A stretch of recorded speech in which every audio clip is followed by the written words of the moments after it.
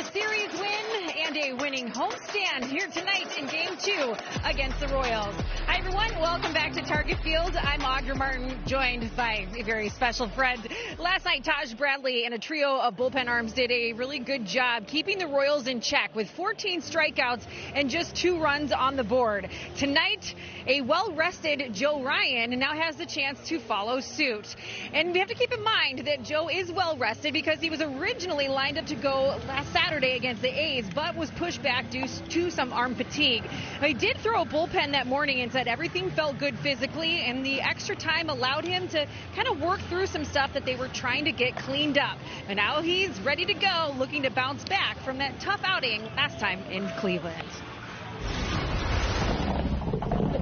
Joe is in a very positive way, very body aware of how the movement is, what his delivery looks like, where his arm slot is, where his hips are, where his back is. I mean, the whole thing. And I think he kind of felt in the Cleveland start like he was a little bit out of alignment, and so not only giving him the extra days with his arm, but also just to get back in sync a little bit.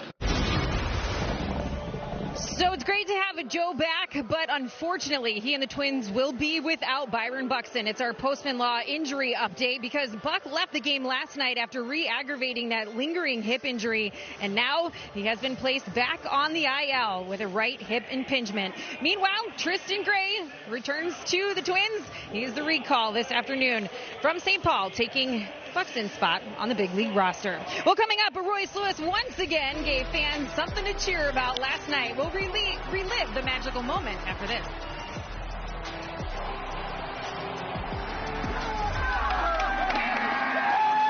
Being a business owner.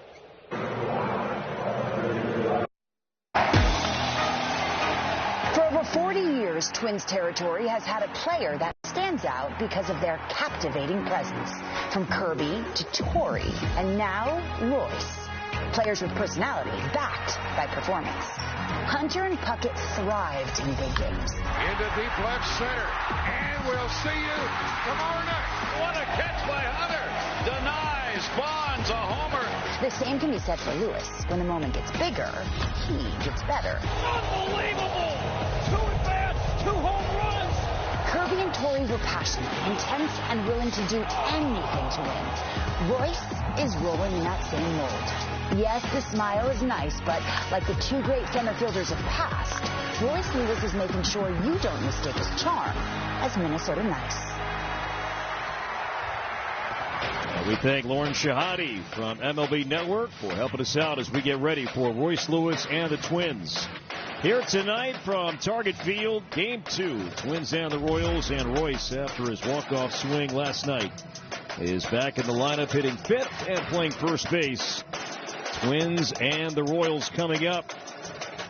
Another warm and humid night, temperatures in the mid-90s as Joe Ryan and the Twins leave the first base dugout. Getting closer to first pitch here tonight. And there's our former colleague Pablo Lopez, quitter, back at the dugout, leaving us here in the booth after a fun few days. Oh, you're just stuck with me. Yeah. We keep this thing international, though. Venezuelan, now Canadian. All is well. Matt Cotrero.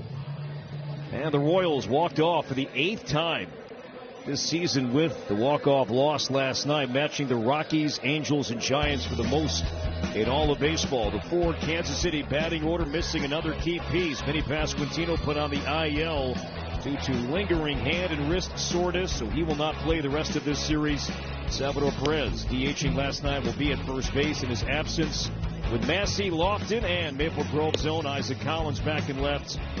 Josh Rojas and Tyler Tolbert will play short and bat ninth here for Game 2 of this series. And big start tonight here morning for Joe Ryan as his season numbers are brought to you by CarShield. Yeah, for a lot of reasons. And Joe Ryan looking for a bounce back, a little extra rest after his last start. Worst start of his career. He'd just as soon throw one pitch and be done with that last outing. But there are going to be a lot of eyes watching how he reacts and responds to that last outing in Cleveland where he had some struggles, gave up some home runs. But he's a guy, if you're in a playoff series, he's going to be your Game 1 starter. He is an ace. He is a guy who can go out there and dominate lineups. He can go through a lineup more than a couple of times So look to see how his fastball velocity is in this outing, see how the command is, see if he's able to get some swing and miss early, see who he's got behind him.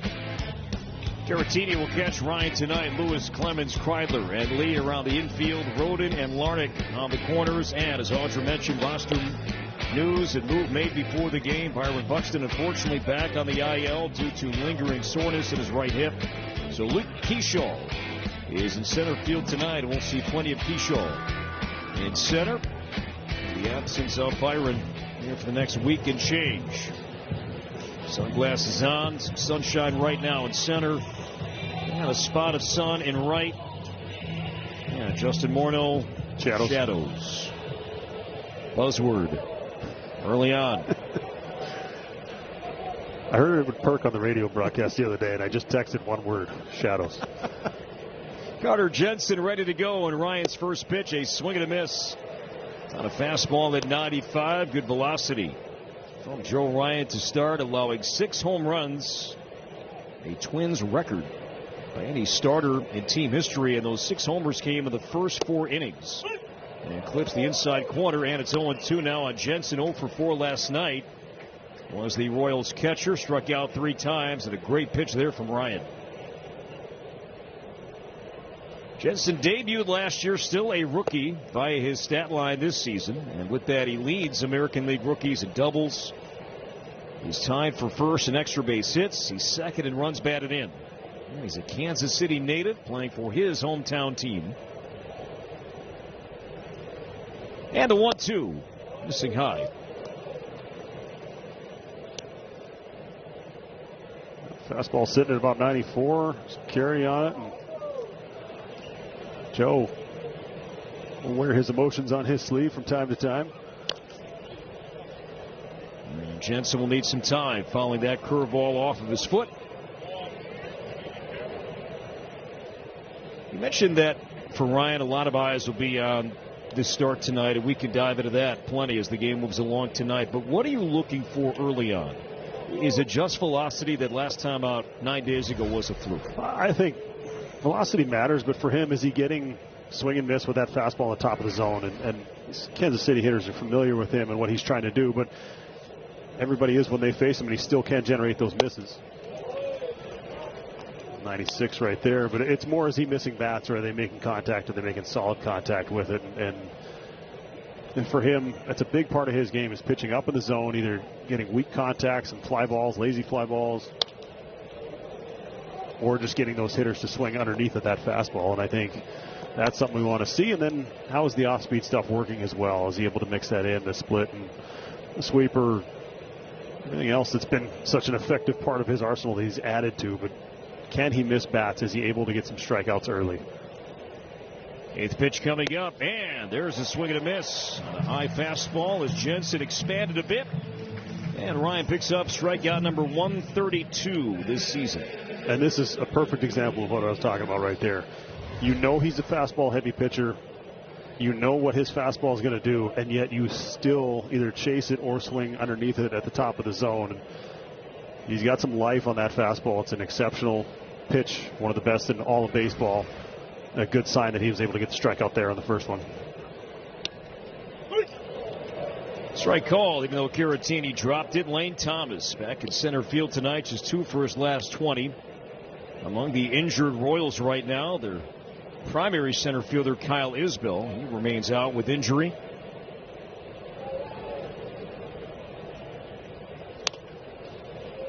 Nothing at 2. Now Ryan leaned heavily on his four-seam splitter combination in the abbreviated start against the Guardians 9 days ago. Ryan had a great start here against the Royals back on June 6th. 6 innings, 1 run, struck out 5.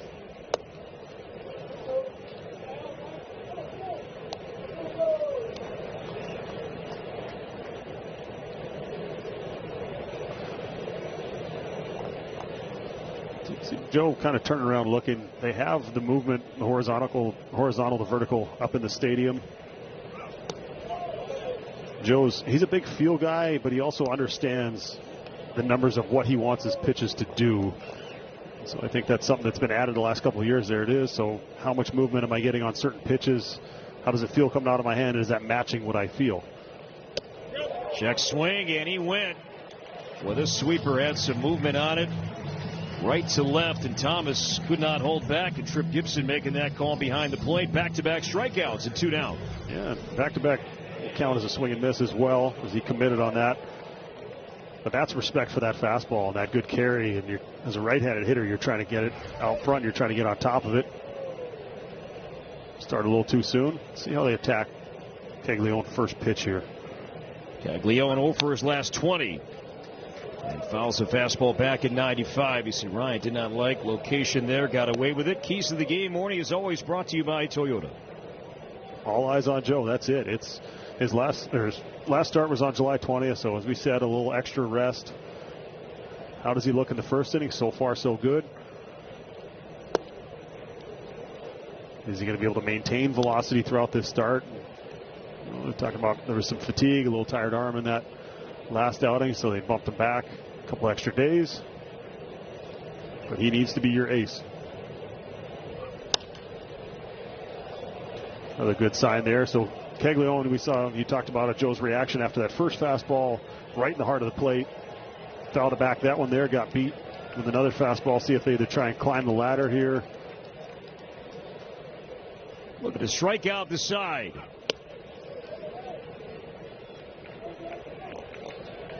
So leaning heavily on his four-seam fastball. Morty 17 pitches in.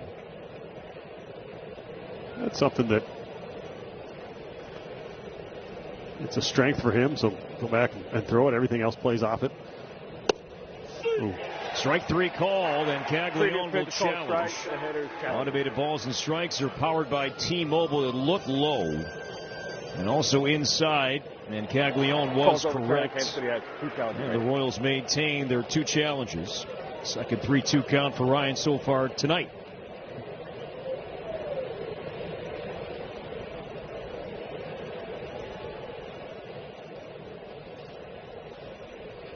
And a payoff pitch. Chop to first, and that's a fair ball. And Ryan covering the catch and steps on the bag, and the inning is over. Boy, that looked foul. And nothing that the Royals can do about that, and Ryan kind of smirking. I think the Twins got a gift out there. .com today.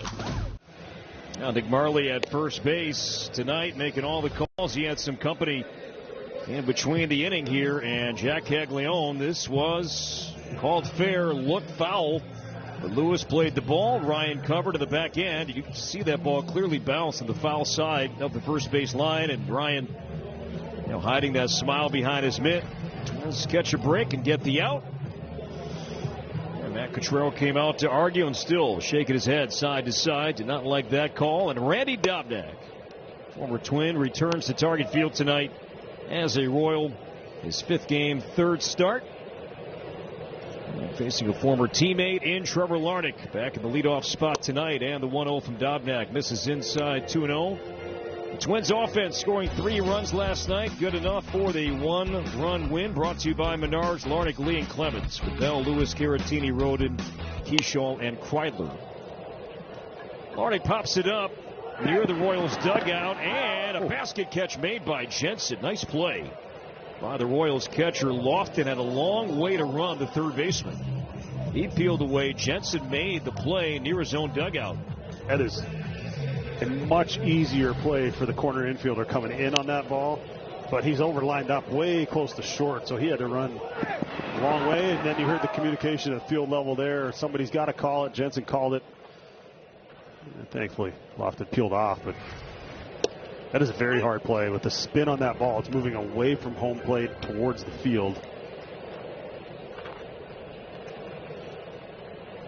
Brooks Lee batting second tonight, scored the winning run in the 9th inning last night. Who's back in town this time as a Royal? Randy Dobnak has the ball for the Royals morning here in Game 2. It's still going to be a sinker-heavy approach. That's what he was known for in his time with the Twins, but he's also got a really good changeup this year. The sweeper as well. 2 off-speed pitches, league hitting below 200 on those. So it's not only going to be sinkers. He's going to mix it up. He's going to try and keep the ball on the ground. He allowed 2 home runs so far this year. The walks have what gotten him in trouble. Only one more strikeout than walks, but the strikeouts were never really a big part of his game. He's looking for weak contact. He's relying on his defense. Jams Brooks Lee and stays alive on a sinker, still 0-2. Now Dobnak in the rotation right now for the Royals, filling the spot of Stephen Kolek. Parts of 5 seasons with the Twins, 39 games, 21 starts. Yeah, Ray in the high 4s. But it was so much more than that in his time with the Twins. It was such a cool story, a great story, and how he got here. And Twins fans, some familiar, some not. Uber driver in the offseason, just inspirational story for a lot of people. The Twins signed him August 1st, 2017 out of Indy Ball for a $500 signing bonus. Undrafted. Brooks Lee doinks it to left. And coming in near the line is Isaac Collins. And Lee flies out, so 2 down. And Cody Clemens coming up here in a scoreless first inning. Now the Royals defense here tonight. We saw Maple Grove's own Isaac Collins in left field tonight. Thomas and Caglione in the outfield. Caglione, who plays some first base as well with Pasquantino out. But tonight in right, Perez at first, Massey, Tolbert, Lofton, and Jensen. He's catching Dobnak. I like this matchup for Cody.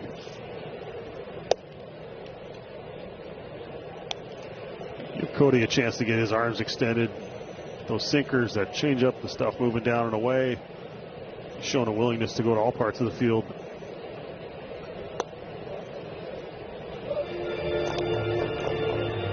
That listed as a changeup. That looked more sweeper-like to me. Movement down and in, unless he just yanked it. But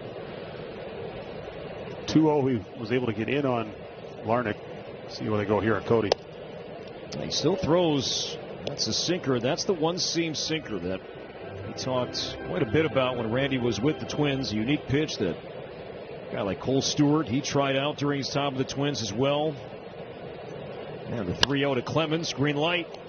And pops it up to left. And Isaac Collins makes the play. And Dobnak in his return to Target Field has a 1-2-3 first inning.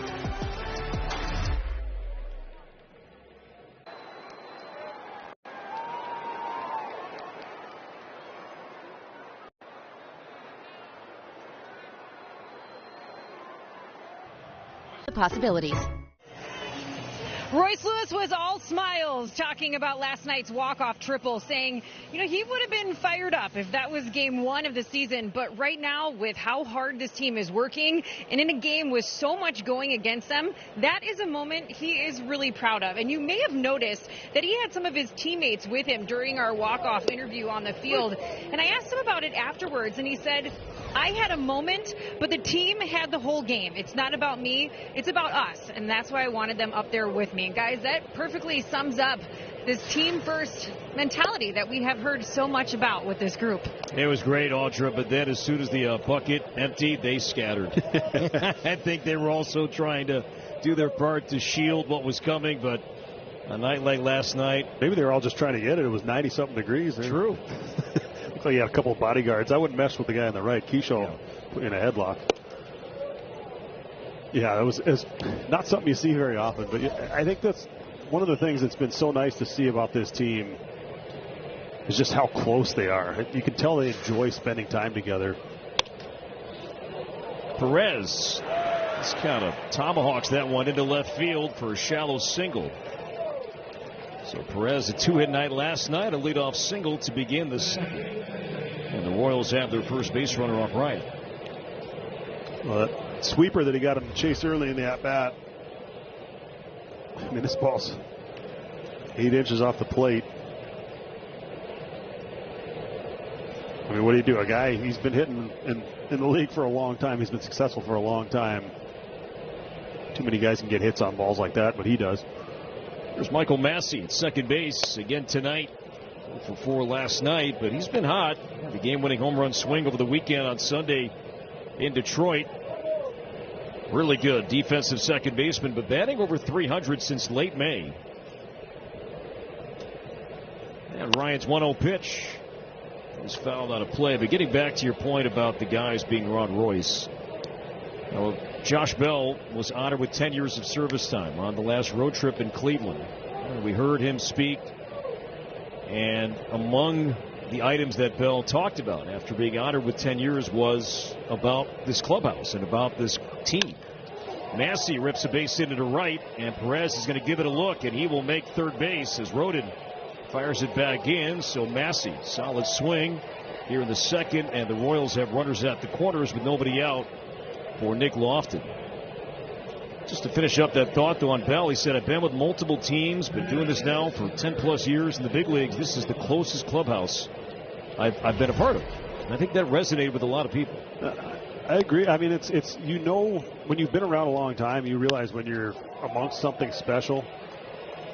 And I think it's rare in today's game with how much player movement and how often guys are going up and down between the big leagues, especially those bullpen guys, and how much there is going on. And when you're in the middle of it, I think sometimes when you're an underdog as well, when you have that mentality, it helps you bond as a group when you come in and everybody's kind of writing you off before the year starts and you feel like you've got something to prove. And you brought some veterans in, some guys that are having some bounce back seasons. Bell's already matched his RBI total from last year. So there's a lot there that these guys are playing for, and they're really playing for each other. Balls and 2 strikes on Nick Lofton, who's hit safely in 8 straight games. It's funny that Bell was the guy to say that. We had that closeness with a lot of our teams here in Minnesota, but I also noticed it when I got traded to Pittsburgh and went over there. I wasn't there very long, but when you have that, you realize you're part of a special group. It really is something that you hope you're aware of as it's going on. But for the young guys, you kind of just assume that's how it always is. 2 on, nobody out, and the 0-2 pitch popped up. Shallow right. And Clemens makes the catch. Runners hold. And Ryan gets a key out. So 1 away for Collins. So communication was huge on this play. Now you've got Salvi, who doesn't run well at third base. Probably not going to tag up, but I don't know if you could hear that at home. Caratini saying halfway. That's to make sure Clemens doesn't just turn to fire that ball in and ends up, in the third base dugout. So he's communicating, say, hey, he's not tagging up. There's no need to rush this thing here because there was no cutoff man. Royce went back for that ball as he should. Clemens went after that ball. So there wasn't really anybody in the middle of the field. So the last thing you want to do is have that ball get away and base runners start moving. So that communication at field level is so important. 1 out for the switch hitting Collins. As Ryan pumps in a splitter for strike 1. Collins 0 for 4 last night, struck out 3 times, made a great diving catch in the 9th inning, robbing Keyshaw of a late base hit last night.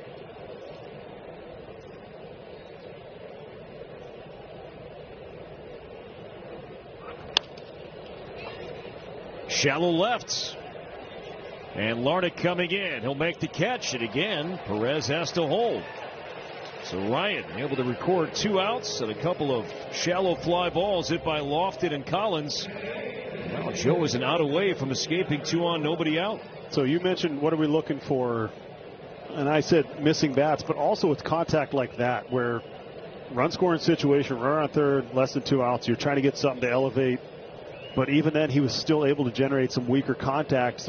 You're missing that by a 1/4 of an inch, and that's a pop-up instead of a driven ball or a sacrifice fly. And that's part of Joe's game as well, is getting those outs in the air. And when he's able to do that, when he's able to, hitters looking for it, and they're still not able to square it up, I think that's a good sign as well. Not only the swing and miss, but also that weaker contact in the air. That when he's going good and when he's right, he's able to do that a lot. Josh Rojas DHing tonight, the starting shortstop last night. The Royals missing the entire left side of their infield right now. Injuries to Bobby Witt Jr. and Michael Garcia. Rojas DHing here for game 2. Ball 1. And then losing Pasquantino as well. Yeah. Their first baseman. The record isn't what they would like it to be or what they expected it to be, but you can also understand why when you're missing players and you just don't have as much depth as some of the other clubs. It's really hard to continue to win. Matt Cotrero, before the game, his media session mentioned that it's looking like Bobby Witt Jr. will be back either this weekend. If not, then when these 2 teams meet at Kauffman Stadium starting next Tuesday. But Michael Garcia suffered a setback during his rehab assignment. He's out with a hand injury. So he's heading back to Kansas City to get further examined. Now 2-1 on Rojas.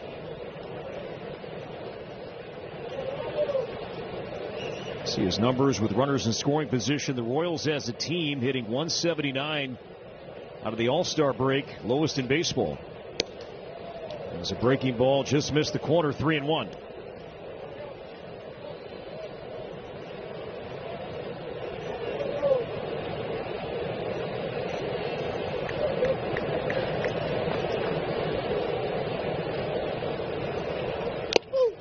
Boy, challenged him too, Morning. 95. Here it comes. 3-1, hitters count. He was expecting a fastball. He got a fastball. He took an aggressive swing to it. But Joe was just able to get it by him at the top of the zone. See if they take another shot up there. And Vic, you saw this play yesterday, first and third. There was one out. Twins end up throwing through. A lot of things happened on that. Royals scored on that play here with 2 outs. Runners going to be in motion, full count, all that stuff. Just making sure everybody knows where they're supposed to be. Twins not holding. Massey out at first base.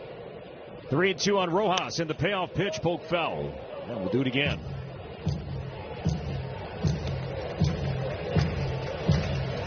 Yeah, and that's Vic coming out saying, hey, left-hand hitter at the plate, we want Royce to have as much range as possible if there's a ground ball hit to the right side. My thought is, okay, maybe if he throws a split, something down, that will generate a ground ball. So less concerned about the runner. Slice to left field and playable. Trevor Lardick, couple of steps back. He's got it, and Ryan works out of it. The Royals had 2 on, nobody out. They do not score. Early momentum shift inside the Twins' first base dugout. Royce Lewis, the hero last night, bats second when we come back on Twins TV.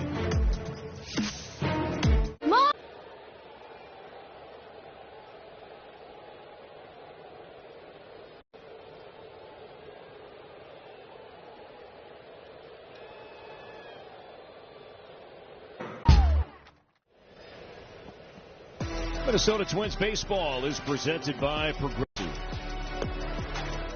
Bottom 2 underway. No score. Bell, Lewis, and Caratini with Justin Morneau, Audra Martin, Corey Provis tonight from the Dick Bramber TV booth. Welcoming all of you here on Twins TV, along with our partners Fox 9 and Great TV. Wherever you're tuning in throughout Twins territory, Bell to center, but in the yard. Lane Thomas right near the warning track. And one away here in the second. 1-0-1 off the bat, but out number 1. Good swing. Sounded like he hit it hard. As the 1-0-1 showed. Thought maybe it was going to carry, especially on a warm day like this. Unfortunately, stays in the ballpark. Bring up last night's hero. Royce Lewis did not start the game, but he made quite the impact. 2 plate appearances over the final 3 innings, walking in the 7th, and then a 2-out game-winning swing. A triple off the fence in right center. 0-2. I see the numbers here, Morty, and you have been a big part of this. Swing change, really playing a new position, if you will. More time on the right side. Just getting back to who everyone, not just himself, believes he can be. Just a productive major league hitter.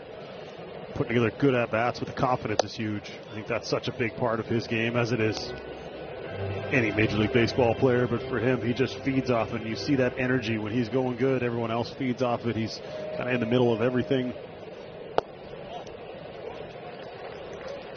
This is coming back as well. He's lowered his strikeout rate. He was over 30% before he was sent out. 25, which is still above league average entering play tonight, but much better. And I think when you trust what you're doing, when you're not thinking about your swing, it's really hard to think and hit at the same time. Where are my hands at? What's my foot doing? When you settle on a swing that feels comfortable and all you're trying to do is figure out what that pitch is, seems like that has a pretty big impact as well. So it's, okay, where are my hands? When's my foot getting down? All of those things affects your ability to pick up that ball. And when you're dealing with fractions of seconds, it all matters. And I think he's come back up. He's settled into a swing that he feels like he can repeat, he's comfortable with, and can be productive with, and it's led to a lot of good results. Inside corner, strike 3 as Dobnak paints at 92. As Royce thought about a challenge, looked like a good pitch, and Dobnak picks up his first strikeout tonight. This is such a good pitch from this sequence of all the sweepers early in the at-bat, getting him leaning out over, and then just throws a sinker, perfect location on the inside corner. You're shaking your head because you know there's not much you can do, and also not really expecting that either. Once this game becomes official tonight, it'll mark 800 career big league games for Victor Caratini. Behind the plate for game 2 tonight. So his number is 78 games into his first year as a Twin. Signed a 2-year deal this offseason.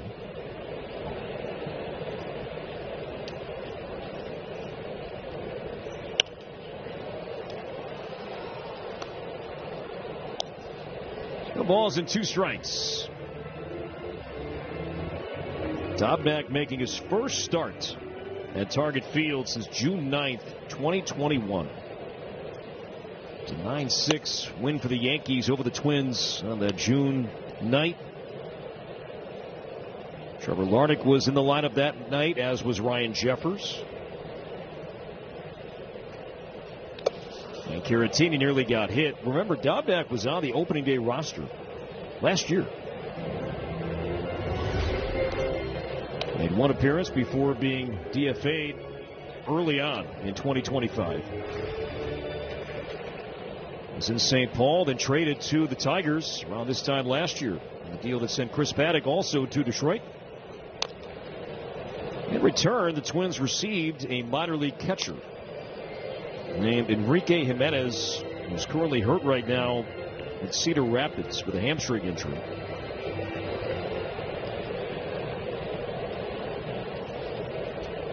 And the 2-2, and Caratini strikes out on a slider.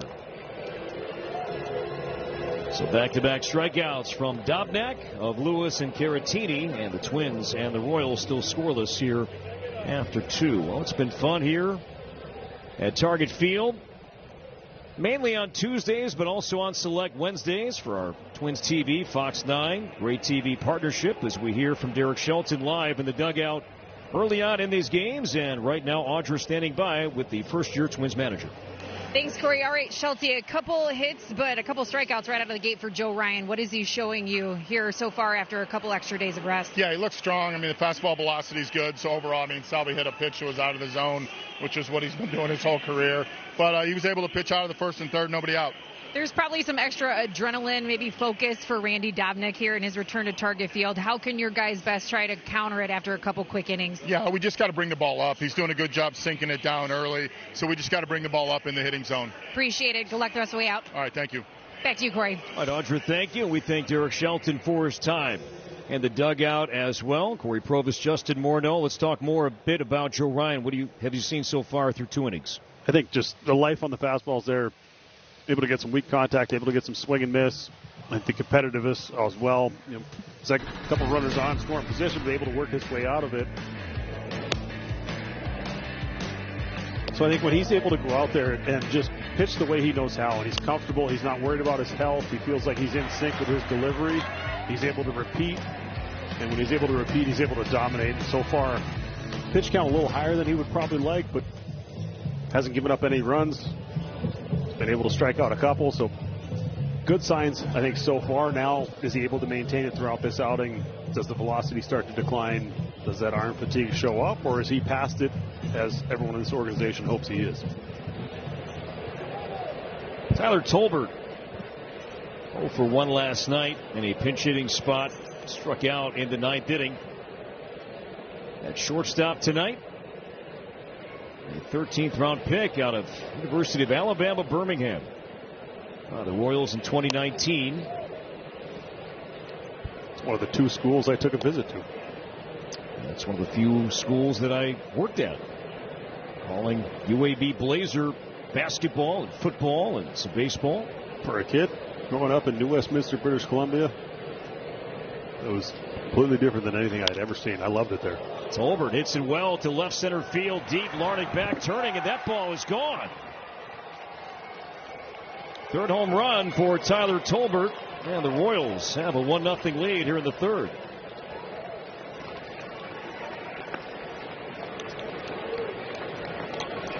It was the 9 spot in the order, the leadoff walk, where the Royals were able to generate a run in last night's ball game. Now the 9 spot in the order. Tolbert hitting down there, ready to hit a fastball. Got to it, squared it up, and 105 off the bat.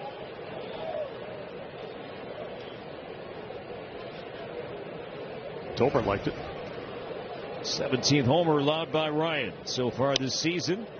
Now Carter Jensen to right, and Allen Roden with room. So 1 down, but the Royals have the game's first run as we take a look back at the third homer from Tolbert. Yeah, this one on a fastball that just kind of ran into that barrel, and Tolbert does a good job of clearing that front side and letting the barrel work out front. Much like we talked about with Freddie Clemens on the pregame show. The ability to elevate the baseball is how far can you catch it out front when your swing is on the way up without getting started too early and making yourself vulnerable to a lot of off-speed pitches, breaking pitches. Just very similar to last night's game, where not a lot going offensively for either team. I mentioned it last night as well. Royals playing so many one-run ball games out of the break. It's kind of a style they're used to. 2 balls and 1 strike on Lane Thomas. Thomas struck out swinging back in the first.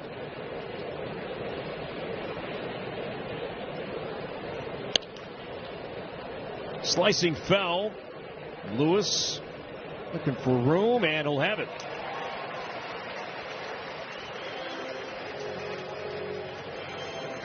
Is that a play you just run to a spot and then you look up, okay, you have time because the ball is eventually going to come down? Especially for him, it's so hard. I think it's hard to move from one side of the infield to the other with the way the ball comes off the bat. Not a lot of familiarity. He's maybe had that play 2 or 3 times at first base since he's moved over there, but you look down, you run to the spot where you think it's going to land, and then you check where you're at like he did, and then you look back up and find the ball. That was something you couldn't do in the Metrodome. You can't do it in Tampa where you have that artificial roof. You will lose that ball. But understanding how that ball is going to have spin back towards the field. A nice play on it. 2 balls and 2 strikes on Caglio. Grounded out in the first inning.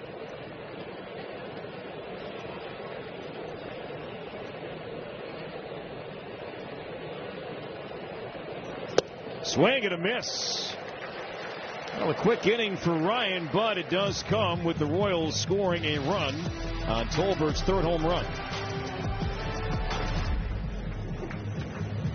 Home field advantage.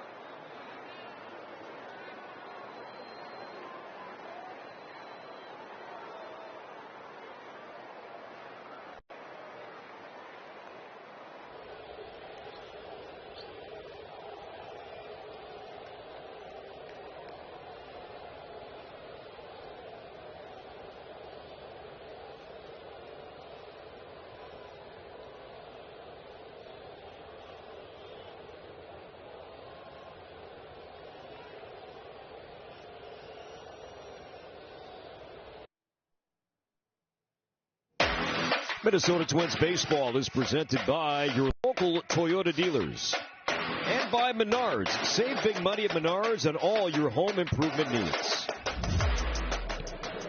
Twins down 1. Roden, Keyshaw, and Kreidler. 6 up, 6 down so far for Randy Dobnak. His 5th game and 3rd start. The backhand side is lofted and throws out Roden by a step. That's Dobnak's game.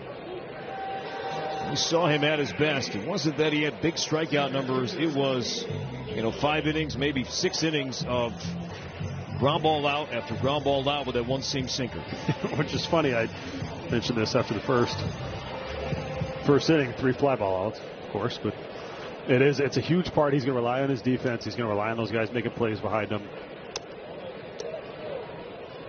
And I think it's also so different than what hitters are so used to seeing in today's game. And he's able to locate that high velocity, guys, good carry fastball. He's working at the bottom for the most part. And he's working east-west, not necessarily looking to get a lot of balls in that top part of the zone. The thing that's hard when you're facing a guy like this, and Shelty said it with Audrey in between innings, you got to make them get the ball up. But when sinker ballers are on, they're living at the bottom of the zone and below. So sometimes if a guy's not making any mistakes, he's not leaving balls up that are starting, belt high and ending thigh high. If everything's starting thigh high and ending at the knees, for me, sometimes it was just change the sights on the actual baseball. I'm trying to hit the bottom of the baseball. I'm taking the same swing, but I'm tracking with my eyes to the bottom part so that I can elevate it. And Keyshaw elevated that one. Unfortunately, it was a sweeper pop-up. But so it's sometimes just the thought process is a little different. Not necessarily a swing adjustment. Some guys will talk about something that used to happen a little more frequently with more sinker ball guys is moving up in the box, moving towards that pitcher to not let that ball sink, get it before it gets below the zone or gets below your barrel, take away some of his strength, but then you end up giving yourself less time to react, and sometimes it can be uncomfortable for guys to move in the batter's box. Line to third and fair. Good swing from Kreidler. Got to roll and find the left field corner, and Kreidler, he has been an extra base hitting machine here. Now 6 for his last 12, 4 doubles and a triple, and the Twins have the tying run in scoring position. A good swing here, hitting a good spot. Twins will have a chance to tie this thing up. And that one just kind of backed up on him and stayed in the zone. Kreidler getting regular playing time, looking very comfortable at the plate.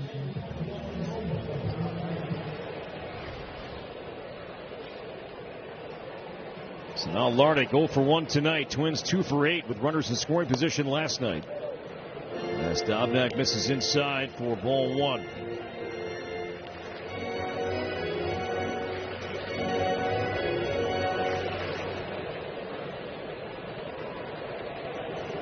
Kreidler at second. Ball 2.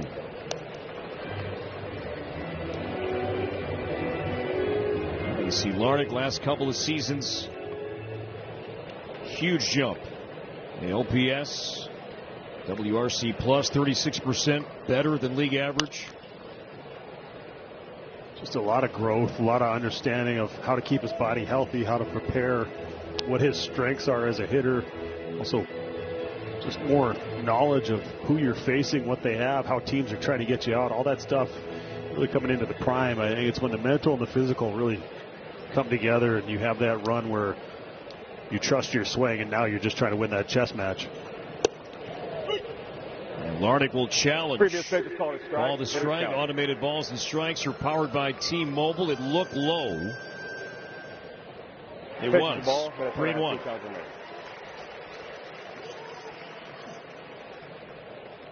The challenge by Larnach.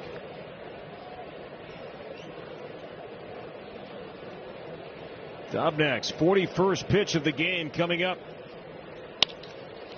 On the ground, right side, and Michael Massey throws out Larnach, and the Twins lead Kreidler.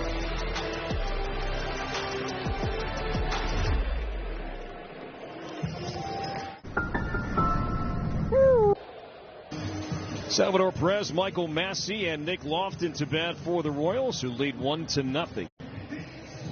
And Joe Ryan, and pitching for the first time in 9 days, and the fastball velocity morning came out. We saw plenty of mid-90s, but his average has been dropping since the opening inning.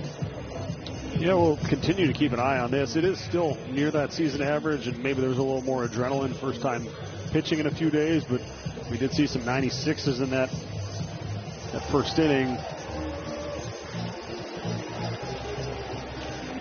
Concern level, put it like at a 3 out of 10 maybe at this point. But if it continues to drop as it goes along, I'm sure the Twins will be aware of it as well. Part of what pushed Ryan back, who was originally going to pitch over the weekend here against the A's, general arm fatigue. Pitching for Pete Mackey and the team for the first time in 9 days. Perez high and deep to left center. Keyshaw back, still going. Keyshaw turns, and that's off the wall and cannot smother the baseball. Perez rounding second on his way to third base, and he is going to make it with a head-first slide.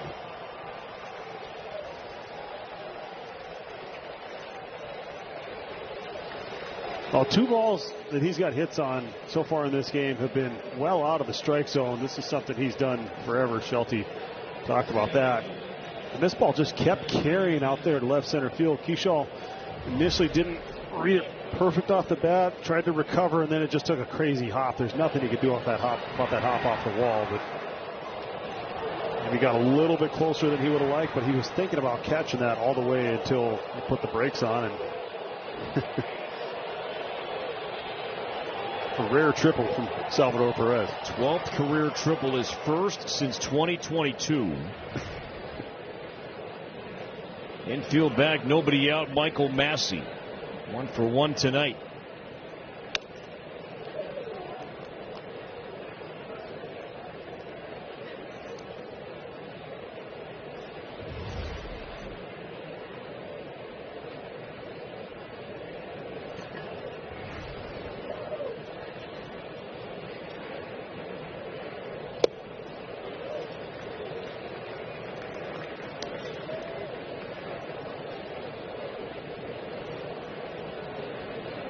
Perez 2 hits last night, 2 more tonight.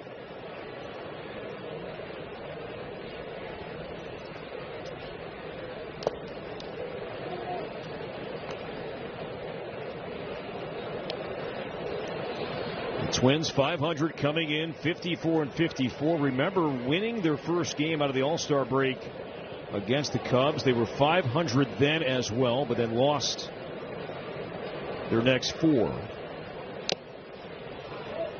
Tonight, the Twins are looking to get back above 500 for the first time since they were 12-11. That was April 21st, winning at Citi Field over the Mets.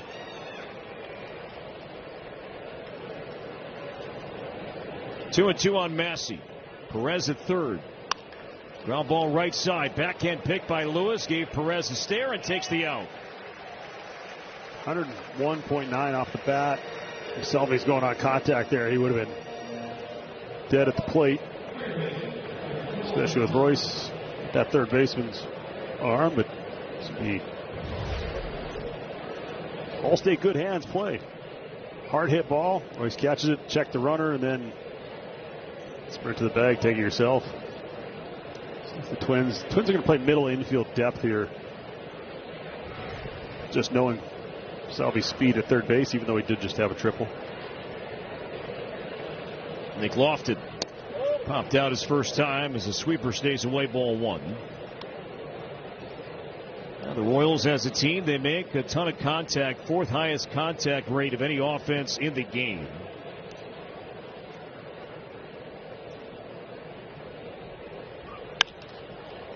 Sky to center. Keyshaw under it. Catch is made. Perez will tag. Keyshaw firing home towards the plate, not in time. And the Lofton sac fly drives in Perez. And the Royals now lead 2-0.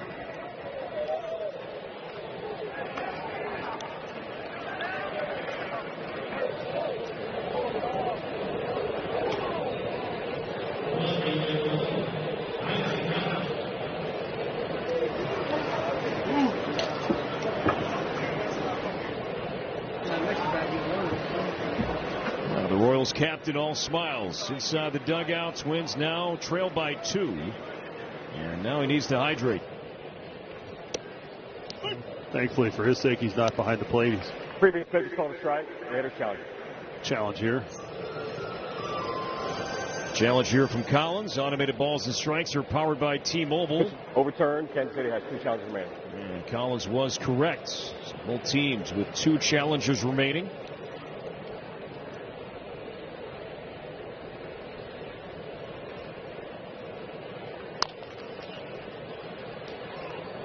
That's a foul ball. As Lewis will take this one to the bag. This is usually a Caglione with a little clap on the end of that one. It's usually one, especially if they're in the first base dugout, there would have been a lot more set.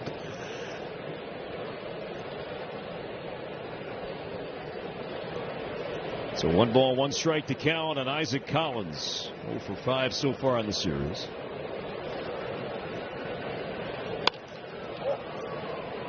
Out to left and playable for Larnach. And the inning ends with the Royals add on a Salvador Perez leadoff triple and a Lofton sac fly. Twins down 2. It's the summer. Salvi Perez making some noise like he has done very often in his career against the Twins. It's a 2-0 lead, but Randy Dobnak gets back to work on the bump, and I had a chance to catch up with Randy yesterday. He told me it's certainly different being back here, but he's excited to return to the place that he called home for so long. He said he'll always be grateful for the Twins. You know, they were the first team to give him a chance, but he's really excited for this opportunity with the Royals. He admitted, you know, there is a lot of uncertainty this season because, you know, he just didn't know where exactly he'd end up, but he was always confident that he would eventually make it back to the big leagues. And guys, it's very fitting that it lined up for him to face his former team, because last year when he was traded from St. Paul to Toledo, well, the Saints were in Toledo, so he immediately had to face his former team. And then last month he was traded from Tacoma to Omaha, and what do you know, the Storm Chasers were in St. Paul. So again, he was facing his former organization, and now it's the case tonight. When I asked him how he was going to feel and what was going to be pumping through his body, he said hopefully something that equals 100 miles an hour. Audra, thank you very much. Clemens to right down the line. That's a foul ball. He's still very close with many of his former teammates, especially Bailey Over and his family. And Bailey will pitch here tomorrow in the series and homestand finale.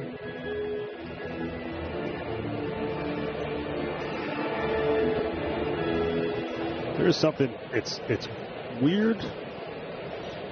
Sometimes it gives you some adrenaline facing your former team, especially when there's a lot of guys that you were close with. Now there's been some turnover on this roster over the last year and a half, but there's something the first time you look at that team, especially the team that gave you a chance and you started your career with. And he's thrown the ball pretty well so far.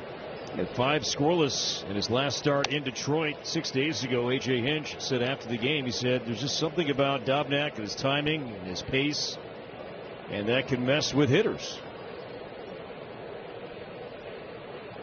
2-2, line to right, and a solid swing there from Clemens. Twins have their second base hit tonight. Cody now 2 for 5 in the series.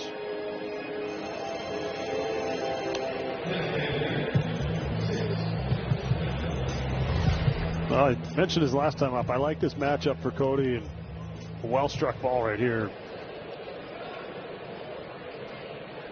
See if the Twins are able to find a way to bring him around. But had a home run in a few days.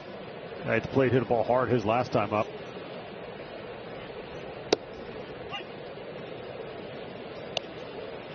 The Twins have hit only 6 home runs since the All-Star break. The fewest of any team in the game. Josh Bell flied out to the warning track in center in the second. No balls and 2 strikes.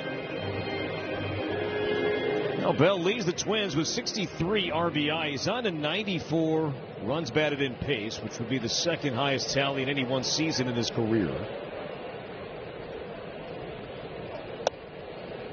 He's already matched what he did in 140 games last season with 63 knocked in.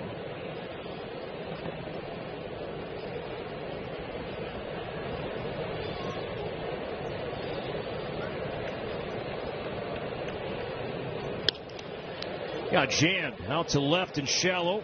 And Collins comes in and makes the play. And Bell flies out, so 2 down. And here comes Royce. Every Twins game you attend earns you a 15% credit towards next year's season ticket membership. And when the Twins win, you'll get an additional 5% bonus credit. Learn more about the Members First Home Field Advantage program at twins.com/homefieldadvantage.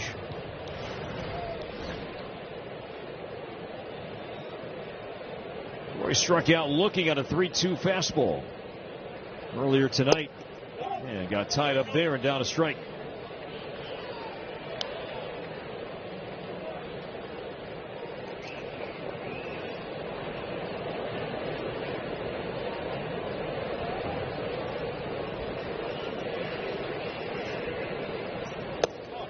Yeah, the Twins are 6-5, Morty, out of the All-Star break.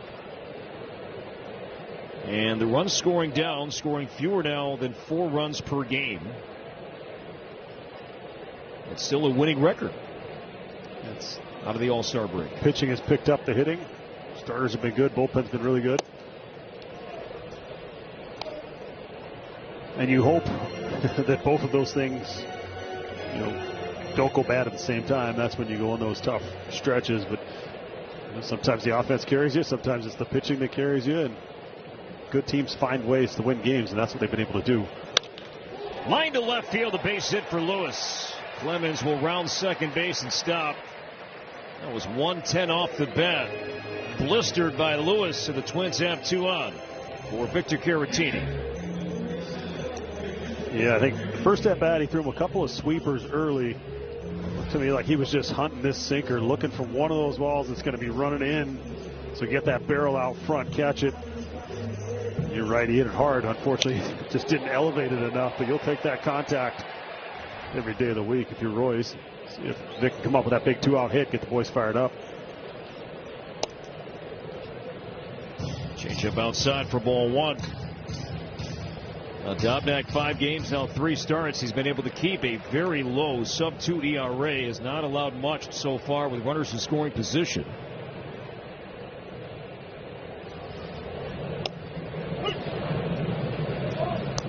One and 1.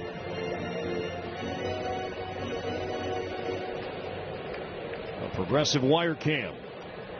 Lewis at first, Clemens at second.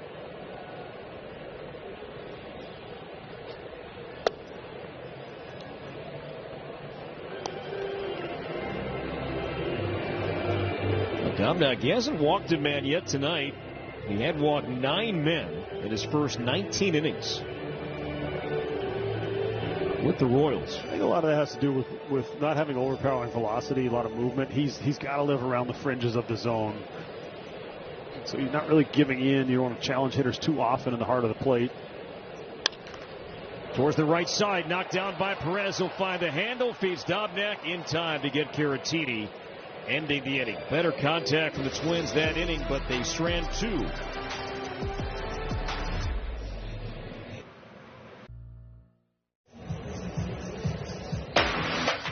Minnesota Twins baseball is presented by Delta. From Twins territory to the world, Delta, official airline of the Minnesota Twins.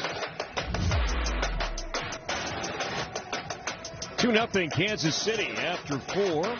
As Ryan will face hitters 8, 9, and 1. Rojas, Tolbert, and Jensen.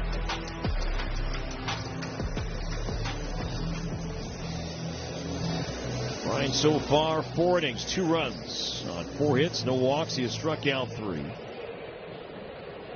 Runs coming on a Tyler Tolbert home run and a Nick Lofton sac fly.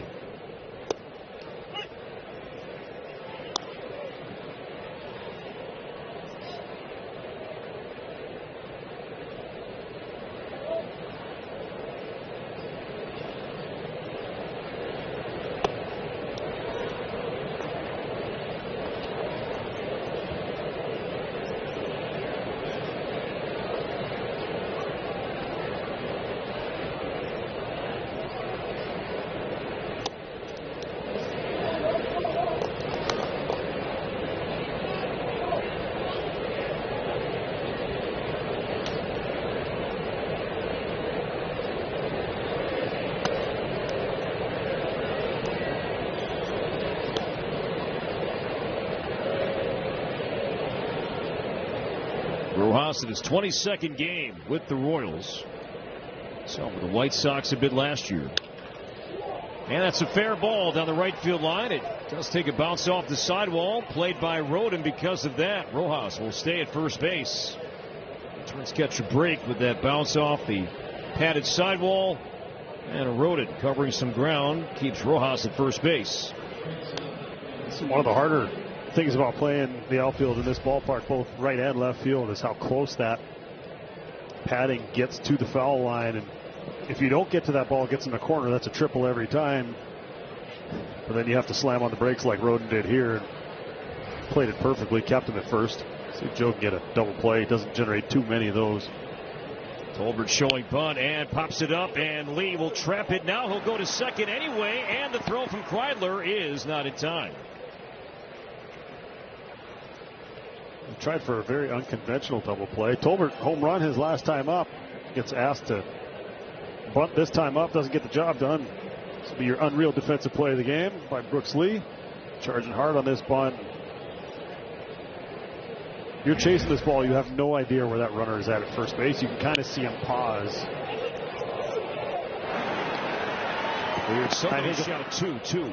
Yeah, and I think that was probably Vic, but if he had a chance to do it again, I think maybe the way he looks after is, should I have thrown that ball to first and then try and get that runner in a rundown?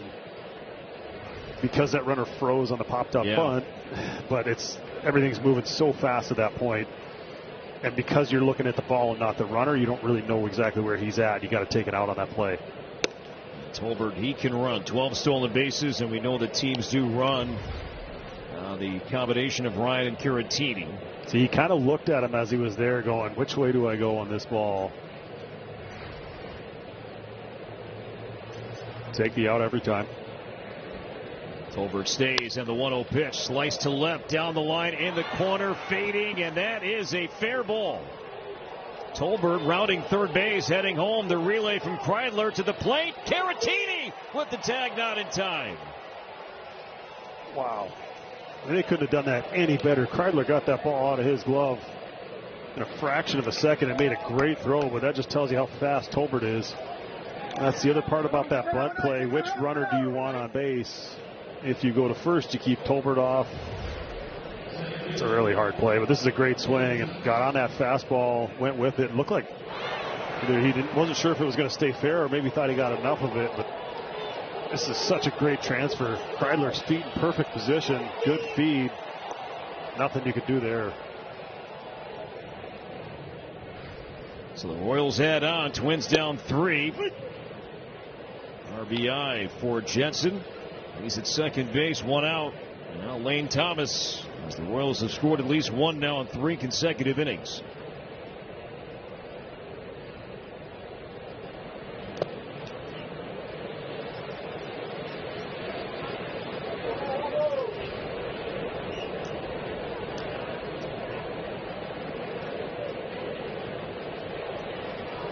Thomas 0 for 2 tonight, and now 2 for his last 22.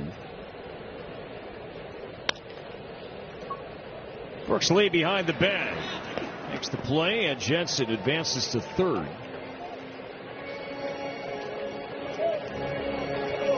So 2 away for Caglione. Well, another base running play here, and with 1 out, you're not going to look back on this play. You're just trying to make sure you get it out. Yeah, you could have him at second, but you take the sure out of first on the force play. Instead of risking as you're moving towards home plate, throwing that ball back across your body, all kinds of things could happen. Good base running, but also the right play by Brooks Lee there.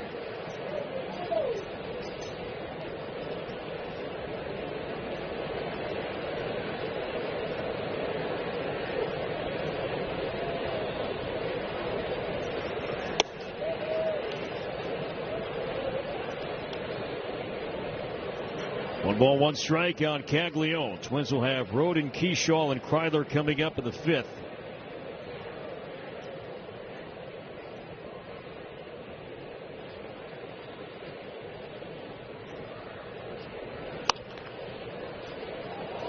Lewis trying to recover. Finds the ball, but not in time to get the man at first base. And with that, Jensen scores, and the Royals add another run. And now it's 4-0. Well, Kegley on that ground ball that he thought was fair his first time up, hit 105 off the bat, 109.5, and then that one didn't hit it as hard, got it down towards the end of the bat. It will go down as a hit.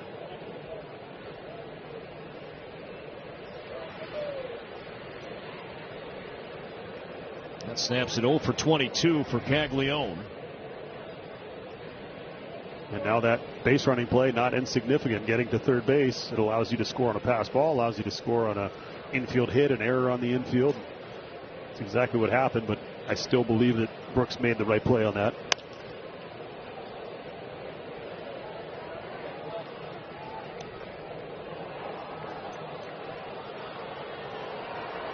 And Salvador Perez, 2 for 2, a single and a triple. Get the hard one out of the way. Hopefully we don't see the rest of it.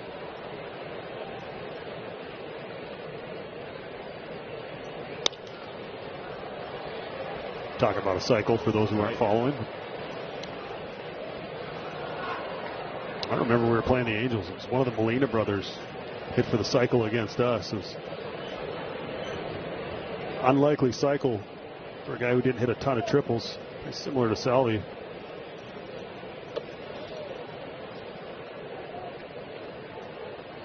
That's not really something as the game's going on. Maybe in your last at bat, if it scores, 8-9-0, then you're kind of thinking about it. But as that game's going on, you're 2 at bats in. It's not really something that players kind of chase as the game is going. It's hard enough to hit 4 hits in a game, let alone try and pick which ones you want to get.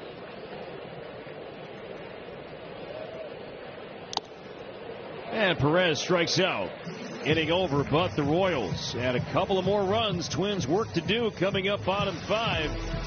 And now trailing 4-0 on a beautiful night here in the Twin Cities. Liberty, Liberty. Randy Dobnak now pitching with a 4-run lead. His return to Target Field. Twins have had base runners the last couple of innings, have yet to cash in. We'll see if that changes now here in the home 5th. Roden, Keyshaw, and Kreidler.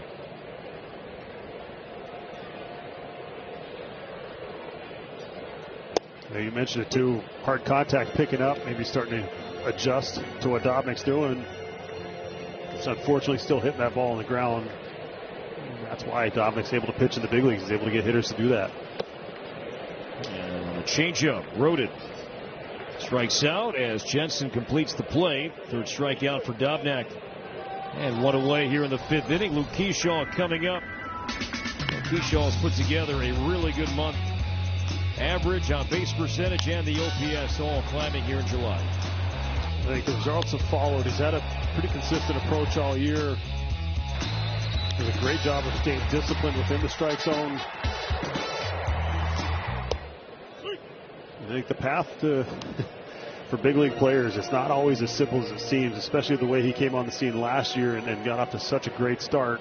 You're kind of just expecting that to happen again, and there's a lot of learning that still has to happen at the big league level, and he's learned a lot this year about himself, about what the league's trying to do to him, about his approach, his plan, all of those things, and he's continuing to get better, and that's a really good sign for a young player that he didn't allow that to consume him and not have the success that he would expect himself to have to start this year, but continue to work his way out of it. And it's like he's that player that everyone was hoping and expecting him to be. Outside 3-1.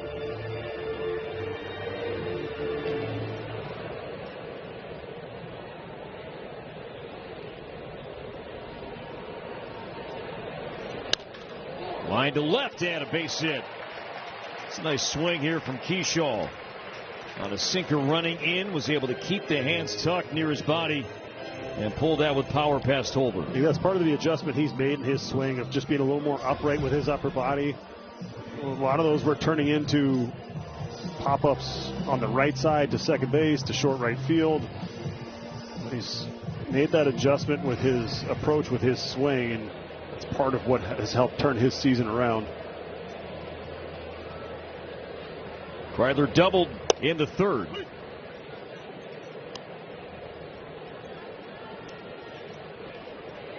Now with Tristan Gray back on the active roster. Kreidler starting tonight against the righty Dobnak, but do we see Derek Shelton shift back into a platoon, or Kreidler playing so well? Does he remain as the primary option with the spot start for Gray and or Brooksley at short? Yeah, kind of hard to disrupt what Kreidler's doing right now. Yeah, I would think that he's the number one shortstop right now.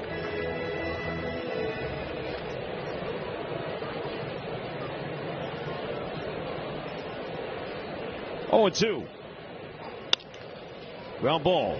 Massey to second. Tolbert to first, and Kreidler beat it.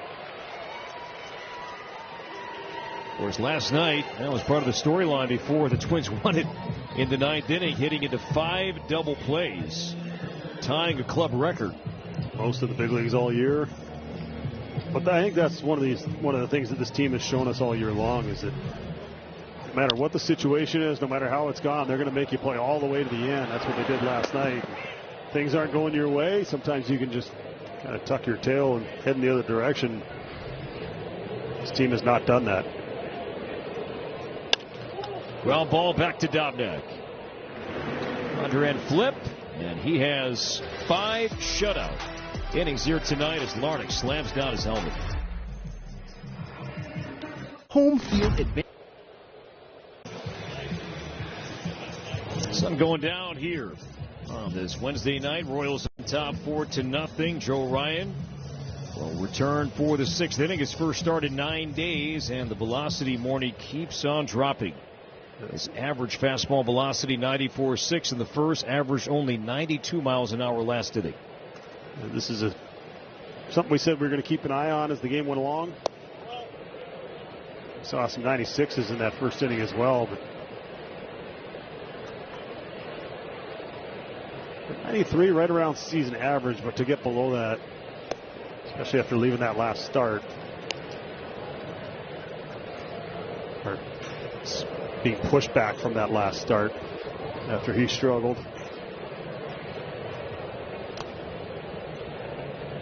So a lot more off speed in the last couple innings. So you wonder if just understanding that maybe the fastball isn't coming out of his hand the way he wants to, just try and keep him off balance a little more. Massey out to center. Deep but playable for Keyshaw.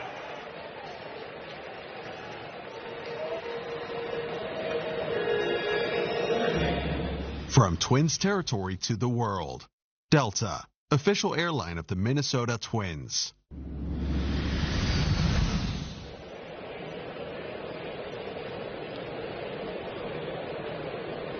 So 1 down for Lofton. Sac fly RBI his last time up. He's also popped out.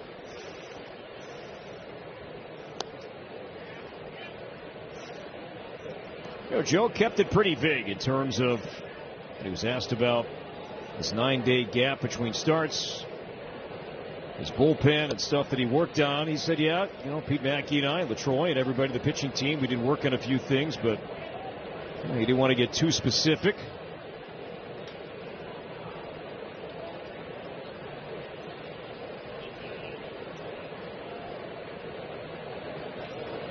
Really felt good. Felt like he didn't have many concerns.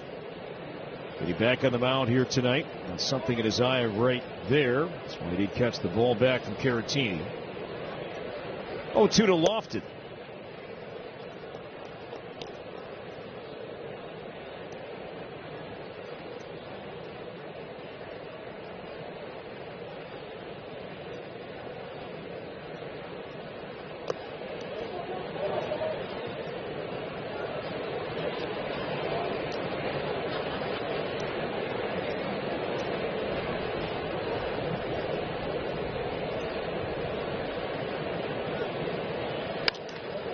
Lofton out to right center. Keyshaw rode it on the move, and that's going to hit off the wall. And Lofton will make second base. And it's a 1-out double. Now the Royals have their 8th hit. And Lofton reaching for the first time, and now a 9-game hitting streak. Not meaning to harp on this too much, but the last two fastballs have been put in play right around 92 miles an hour. When registered as 93, but I think that was rounded up. But you saw Joe when he first came up, that fastball average sat right around 92. He was able to pitch with it, but he's been able to add velocity. That's why it's such a surprise to see it down where it's at. Played by Lewis to the bag for out number 2. As Collins 0 for 3 tonight, lofted now to third. Here comes Josh Rojas, single to right, back in the 5th inning. This is a popular score right now involving other Central Division teams. Guardians lead in Cincinnati 4-0, bottom 6. Yankees lead in Chicago, bottom 5, 4-0. Twins 2 back of the White Sox entering play tonight for first place. Baltimore came back and beat the Tigers today 10-9 in 12 innings. And was that the last home start for Tarek Skubal as a Tiger, who was great today, but then the bullpen imploded with a 7-0 lead, and the Orioles won in 12.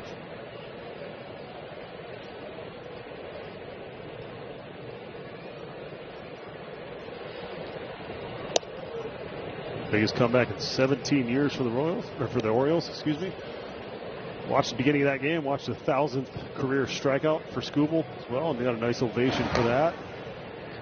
It's going to be Rojas up in the pen.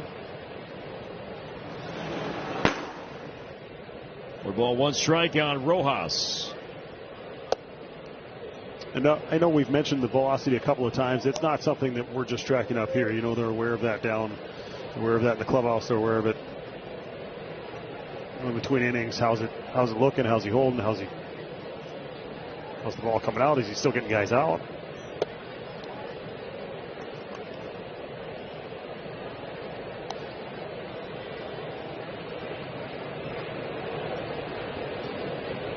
Just not that usual, kind of bouncing energy that we're used to seeing out of Joe.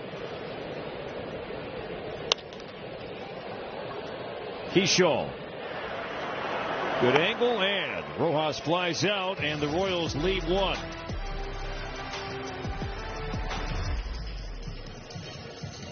Georgian Jr.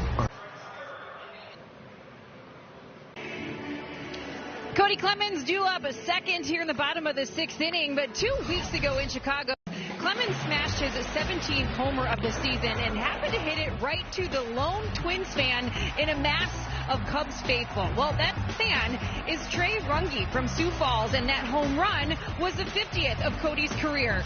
So later that night, Trey messaged Cody on Instagram and told him that he'd be happy to give Cody the ball if he wants it back. And Cody said absolutely. He hooked him up with tickets and field passes for the game today, and the two were able to meet up.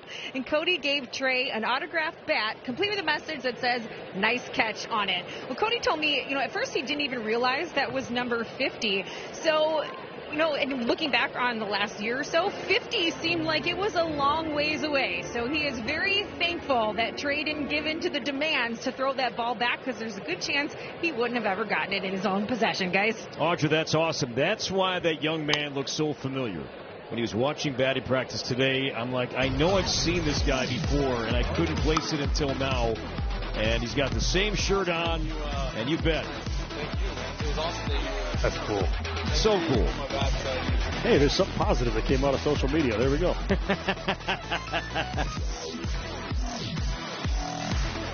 Nice catch. Yesterday's story about Cody getting his dad's rookie card. Yeah. Today about Cody getting that home run ball back. That's cool. I'm surprised Rizzo didn't catch that one too. Yeah, he had himself a time there in the bleachers. Lee went and rung up at third base by the crew chief, Marvin Hudson. 4th strikeout for Dobnak. And frustration really mounting inside the first base dugout right now.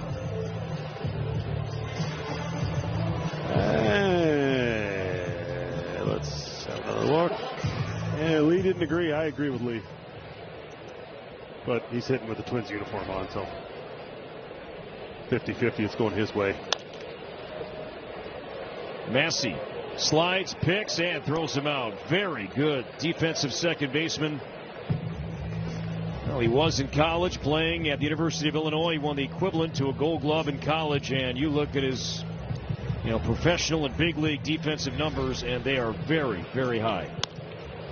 It's a good read, good angle. Gets back on the grass to give himself a little more room and time to catch that ground ball. The old spin, plant, make a good throw. I feel like you need a spark here. It's just Dominic doing a great job of getting ground ball after ground ball and making pitches, working ahead.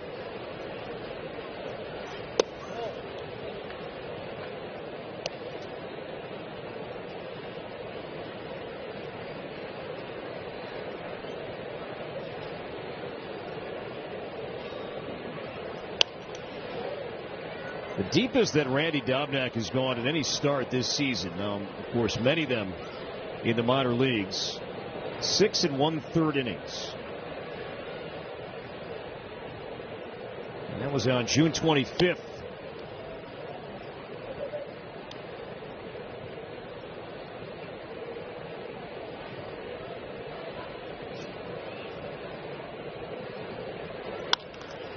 Bell to right down the line. And a foul ball. 3-2.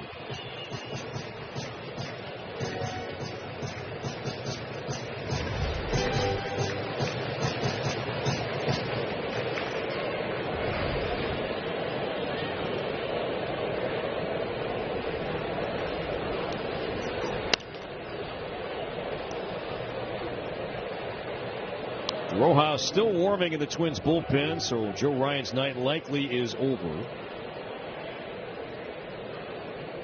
Kansas City will have hitters 9, 1, and 2 coming up in the 7th. Down low, ball 4, so Bell draws a 2-out walk. And here comes Royce Lewis. You're right, Morty. They just need a spark. They need something, a big hit. Here's the guy that can do just that. Good swing last time up. Line drive single to left in the 4th.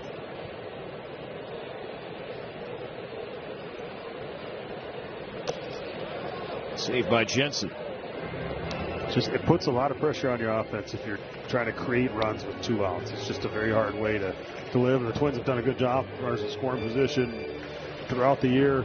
2 outs, those big hits, but been missing them last couple of days. Royce had the big one last night, but not a whole lot besides that. To short, played by Tolbert, and again another great swing. That was 110 off the bat, but a fielder's choice, and Bell forced out by Tolbert. Cool moment. Cody Clemens meeting at Twins fans. Nice catch and a cool Clemens souvenir bat. What makes Wisconsin?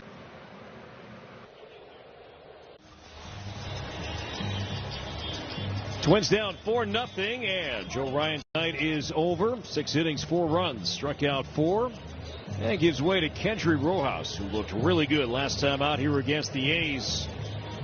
Back on July 25th, he went for a shutout, a walk and struck out 5. Velocity looked great. Very poised outing for Rojas, and what really was and turned out to be a spot start with Mike Paredes injuring his oblique during pregame warmup. So Rojas, who was probably going to piggyback with Paredes in that outing, instead he was thrusted into the starting role and stepped up admirably.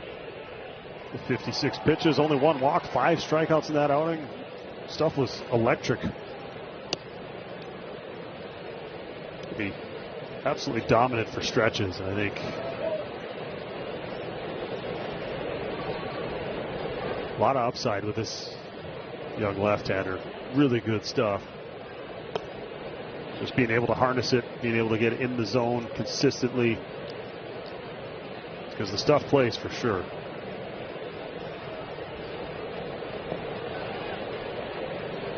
Two balls and no strikes on Tolbert. He's been on twice, and he has scored 2 of the 4 Royals runs. And Rojas has missed with the first 3. Yeah, once drove himself in with a home run, and failed sacrifice bunt attempt. Ended up being the runner on first, and that ended up leading to a run because of his speed. 4 pitches that miss, many of them badly. And Tolbert is on for the 3rd time tonight. So Tolbert mentioned he has scored 2 of the 4 Royals runs. He scored the game's first run.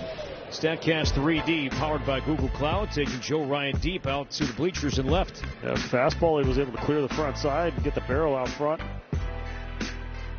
Got plenty of it to get it out of here.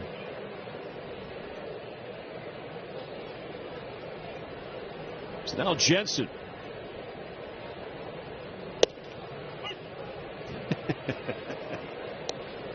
This is why hitting just can drive you nuts. 4 misfires. Didn't look like he was going to be within the vicinity of the strike zone, and then throws a fastball. I know it was a little bit up, but like middle part of the plate. Kind of the last thing you're expecting walking up to the plate if you're Jensen.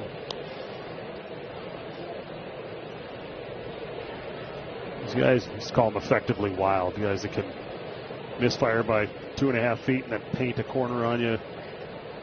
So hard to get locked in on guys like that. Good pitch there at 96. 1-2 on Jensen, who's held his own and then some against left-handed pitching, batting just shy of 270.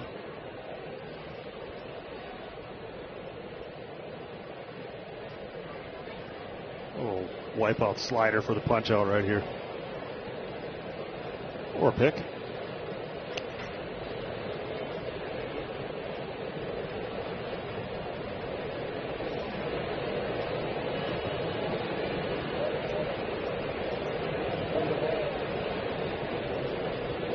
Runner goes, and the pitch is high. Throw to second base, and it is not in time. You got a really good jump here going first move. I think one of the things, if you're a base runner and you're doing your research on the opposing team, how often do they throw over twice in a row? And it looked like he thought that, all right, he threw over once. There's no way he's going over back-to-back pitches. Goes, and the pitch is high. Throw to second. Caratini, good effort, but no chance there.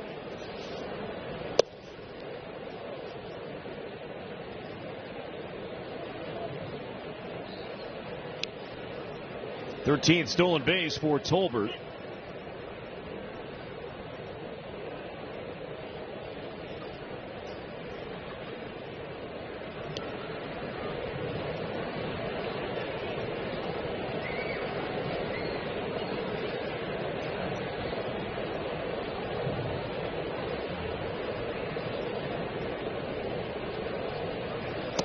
He struck him out. 95. Kept it down.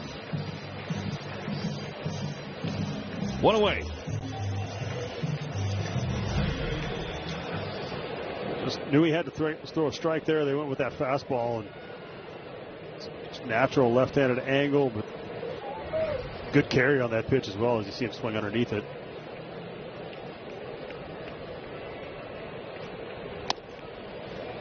Slider running inside.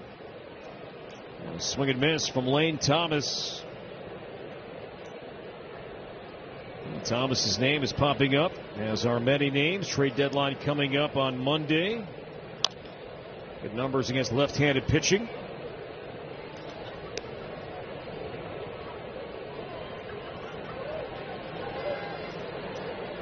The Twins, for the 2nd straight year, will have an off day on the trade deadline day. They were off last year in Cleveland. They'll be off this year in Kansas City.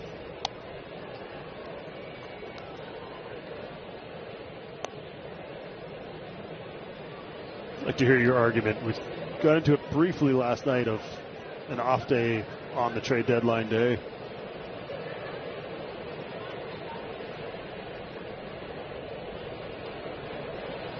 I'm with Shelty. I think, yeah. I think if that's a universal off day, fine, but there will be, it's a smaller slate of games that day.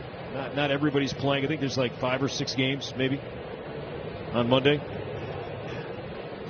They don't like dark days on the schedule where there's nothing going on. But if you're losing players off your active roster and you're not able to get those other guys there in time and you're having to play shorthanded, that can affect you. My concern is if there's 2 or 3 trades that happen and you clear the whole schedule and there's not a whole lot going on, especially with the way it is now with so many teams, 23 teams within 4.5 games of a playoff spot. It sounds like parity to me, but not sure it's great for the trade deadline. I mean, you go back to when the Twins were playing at Fenway Park, and they had a winnable game against the Boston Red Sox. Ryan Pressly was on the active roster, and they could not use him because they traded him like during the game to Houston. So Matt Belisle comes in, and Mookie Betts hits what turns out to be a walk-off home run at Fenway Park, and you're thinking, why can't Ryan Pressly pitch in this game? It's a winnable game. Well, because that trade was already finalized, but it wasn't announced until after the game. And we're like, what's going on here? 2-2 to short. Tolbert breaking for third. The throw, the tag, and he's out. Nice play. Really good awareness by both players on this play, understanding, and Tolbert a little over-aggressive running into an out here when he was already in scoring position.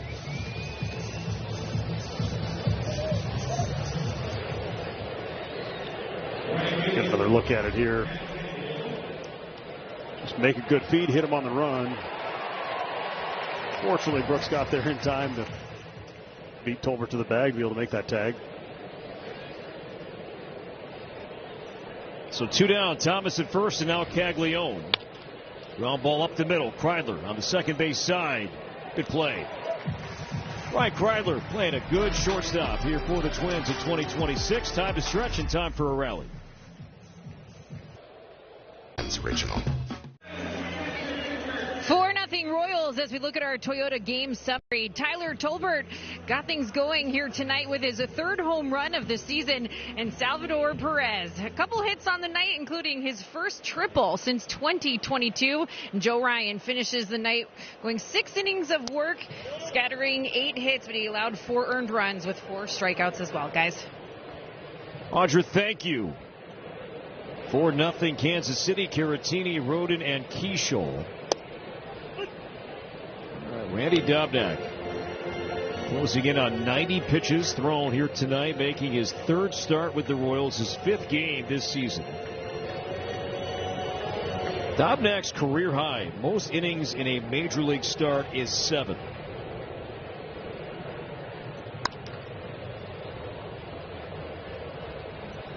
Out to left, and routine for Collins, and 1 away. When pests show up uninvited, Plunkett's knocks them out of the park with trusted professional care. From first visit to long-term prevention, get Plunkett's today. 1 away, and now Rodin. Yeah, but Dobnak, 7 innings. That was September 3rd, 2021 at Tropicana Field. Twins lost the Rays 5-3, but Dobnak went 7 innings.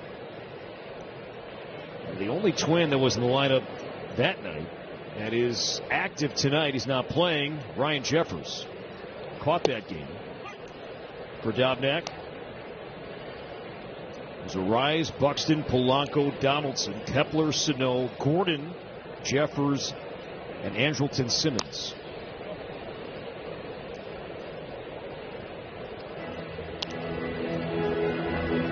Royals bullpen moving, and Daniel Lynch the 4th.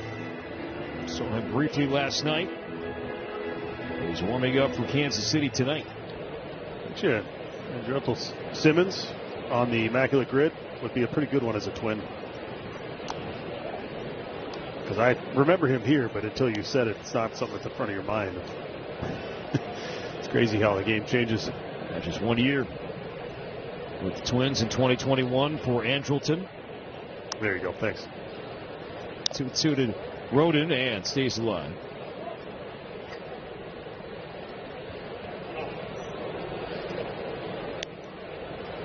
Look, the Twins have had some good swings. I mean, I think that's why the frustration has been evident from many Twins hitters tonight, because they're barreling up quite a few baseballs tonight. But nothing to show for it yet.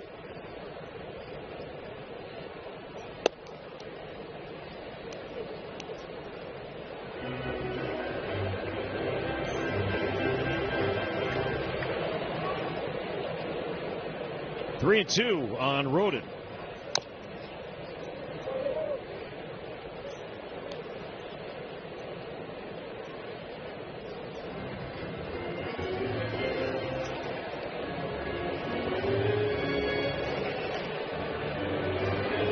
Our Delta drone camera. Game 2 of the series. Day game wraps up the series in the homestand tomorrow. Perez beats Dobnak. 2 down. Earn a big win with the complete game bundle and score ballpark bucks to spend on concessions or retail purchases. Choose any 2 games and receive $10 in ballpark bucks per ticket, or select 3 games and get $15 in ballpark bucks per ticket. Select your bundle right now at twins.com/complete game bundle.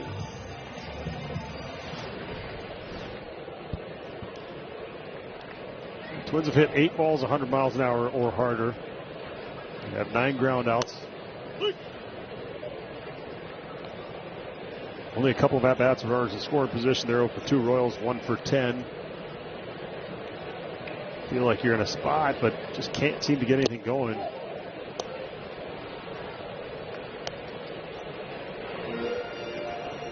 And then after all the double plays last night, I know once the new game starts, you try and put the last one behind you, but when you haven't been hitting the ball in the ballpark as frequently as they had earlier in the year, you start to look for answers.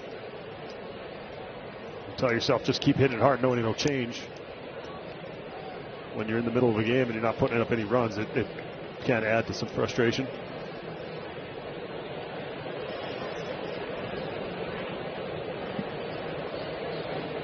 Dobnak now at 100 pitches thrown. The 1-2 to Keyshaw. It's a short. And Tolbert throws out a hustling Keyshaw by a step. And Randy Dobnak, 7 scoreless here at Target Field tonight. Home field advantage. I don't know, just throw it right down the middle, see what happens. I mean, what are you supposed to do? Other than the sweeper being a little bit above the zone, but it was 6-8 inches off the plate, and then a fastball above the zone that he hits over 100 miles an hour.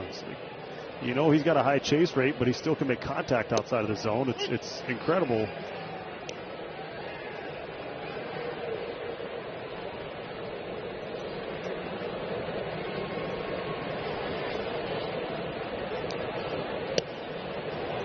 We had a great time over the weekend with Pablo Lopez joining us here in the booth, all 3 games against the A's, and we got into the conversation about this man, and Salvador Perez. Pablo and Salvador, good friends, former teammates, the Venezuelan WBC team, and so much respect between those 2 guys. And there's a Twins fan in a Pablo jersey.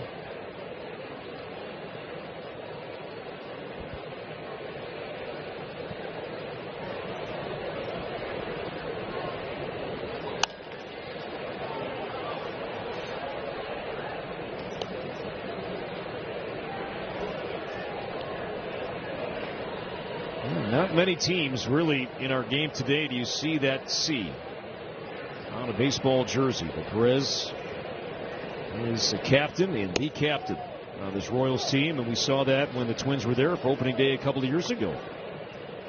Naming him, I believe, the 4th captain in team history. Mike Sweeney before that, I believe.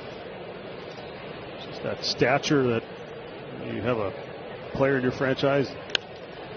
Teach young players how to act, how to approach the game, how to treat people.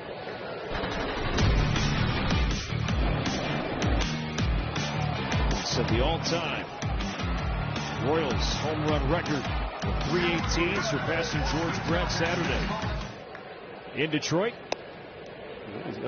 He had his first home run in Detroit, and the one that set the record on Saturday also in Detroit. You got the baby blues on like George Brett used to play in. It's a good look. I like these unis. And Rojas with a strikeout, 97. Second strikeout from Kendry. He's made a couple of good pitches here, 3-2. Not backing off his fastball. Well, getting that start in the last outing and then coming in, first batter he faced a little bit erratic, but now it looks like he's starting to settle in a little bit and reach back and challenge Salvi. And plenty of life on that fastball.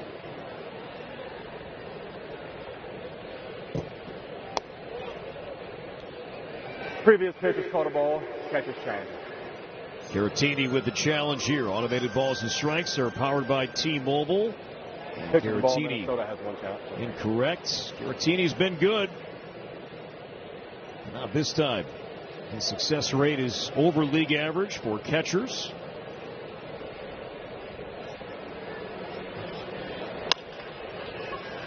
Two-hopper to Cody Clemens.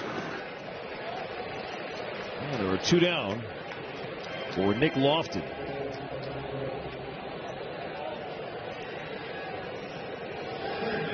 Randy Dobnak likely done here tonight, and Daniel Lynch the 4th. Looks like he will take over in the 8th with Kreidler, Larnach, and Lee coming up. 7 scoreless innings for Randy Dobnak. It's a little awful right there.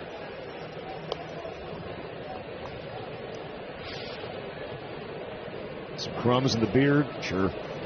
Save those for later.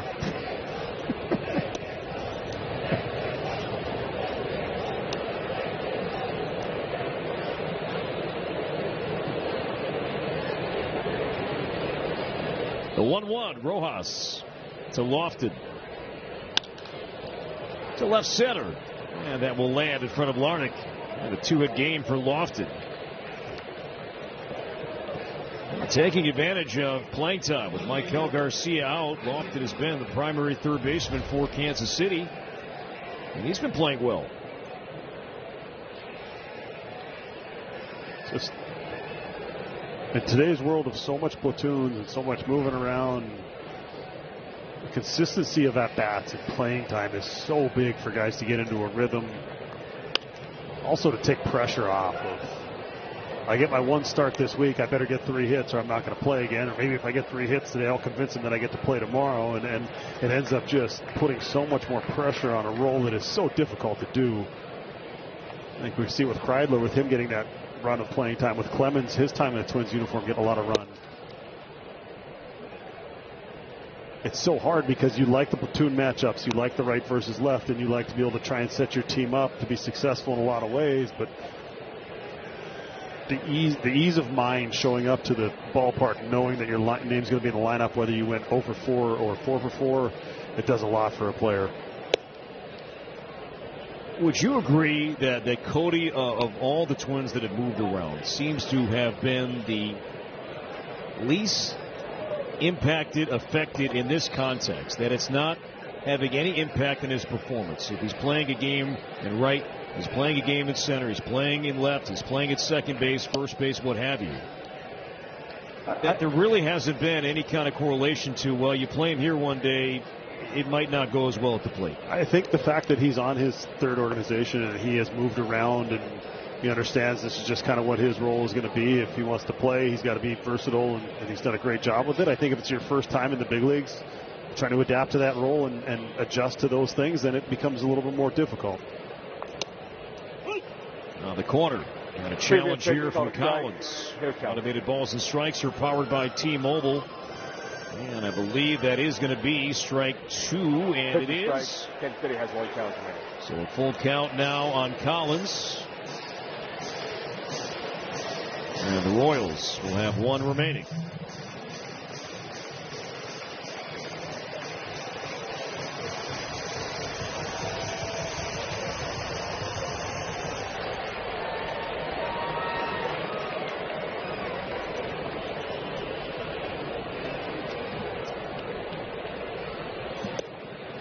And that's low ball 4. Often a delayed start to second base. 3-2 count, 2 down. So it's a 2-out walk, and Rojas, let's see if he'll be lifted for a pinch hitter. And that will be the case, as Matt Cotrero will go to his bench, and Starling Marte. Another name that's been talked about at the trade deadline, a veteran bat.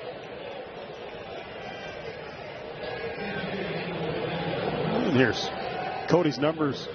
37 home runs obviously jump off the page. The exit velo, he talked about that last year, and that just being more comfortable, that he's free to let it fly as opposed to feeling like he just needs to make contact, and that's produced a lot of extra base hits. Just think all the other stuff that goes along with it. The teammate, as we talked about it yesterday, when Seems like something going on in the clubhouse. He's usually in the middle of it, and he's got a smile on his face, and he's just one of those guys that brings everyone together. And I think at this point in his career, he was grateful for the opportunity at first. But it's what do you do with that opportunity, and he's absolutely ran with it. And it doesn't seem to be fazed by much. He's been around long enough now where he just understands how things are going to be. 2 out, 2 out. Marte hitting for Rojas.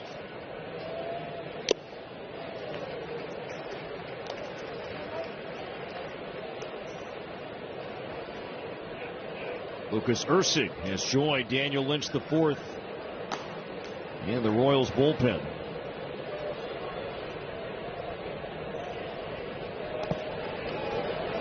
Saved by Caratini.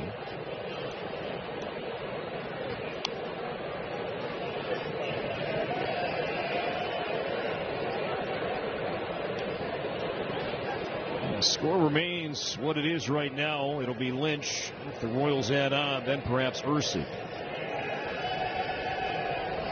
Hopefully not. The 1-1 got jammed up the first base line. It's going to be Lewis picking and a little bobble, and then decides to tag out Marte to end the inning. So Rojas 2 scoreless innings out of the bullpen. Still 4-0.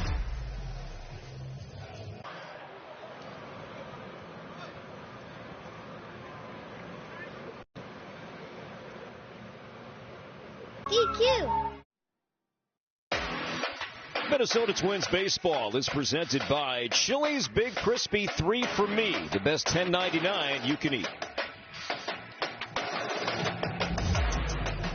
Get in my belly. Get in my belly. I want some baby back. Anyway, Daniel Lynch the fourth, big Chili's fan. Kreidler up the middle. With Massey right there. One pitch, one swing, and one out. And Larnach spot due up. He will not bat. As Austin Martin will see Daniel Lynch the fourth. Lynch has been very good. Former starter, now exclusively high leverage bullpen arm for Kansas City. The good numbers out of the pen. Being trusted late in ball games. Saw him last night. Faced Kreidler with the pinch hitter, as we always see now. Jensen goes out to the mound, make sure they have the scouting report, that plan they want.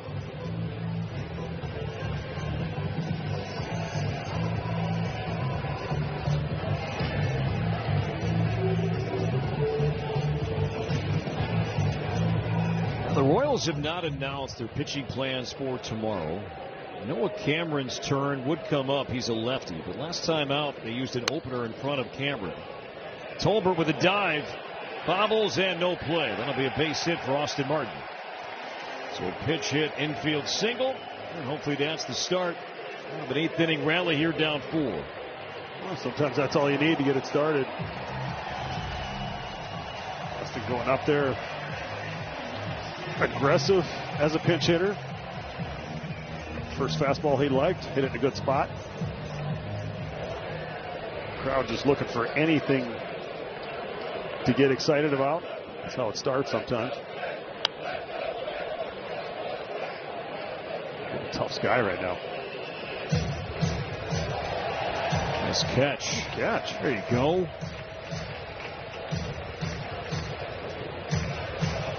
Nice play. Oh, broken. Glove, no problem. Oh, broken fingertip, but he'll be fine. Yeah. I've been there. I know the feeling.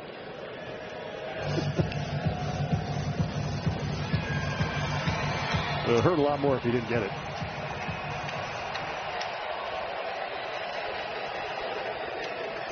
Brooks Lee 0 for 3 tonight. In the air to right field towards the corner, but Caglione throws it down. And Martin back to first, and there are 2 down. And it's up to Cody Clemens. Don't miss the Phillies and the Twins at Target Field coming up Saturday and Sunday, August 15th and 16th. But that series begins actually in Dyersville, Iowa. Field of Dreams game presented by John Deere. You can see it exclusively on Netflix on Thursday, August 13th. Hopefully Byron Buxton is back, Bryce Harper, and the Phillies. Get your tickets now at twins.com/tickets. Is this Heaven Court? No, it's Iowa. Glad I didn't stop you on that one. No. Being a baseball guy. Come on. All right. It's not like Kloofy trying to get us with Lord of the Rings. Oh, man. He's in another orbit sometimes with his pop culture. But you and I see eye to eye on many things. Like Chili's. Chili's, Ace Ventura, music.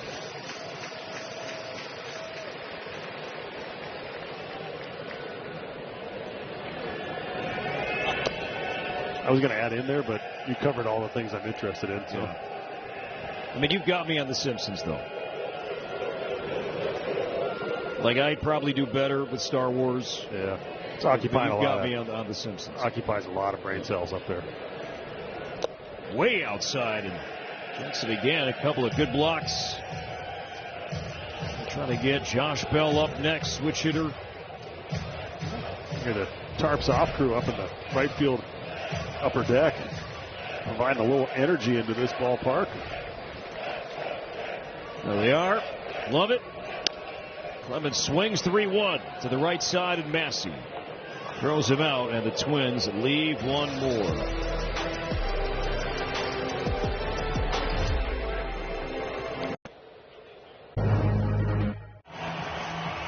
Let's take a look at our Progressive upcoming schedule.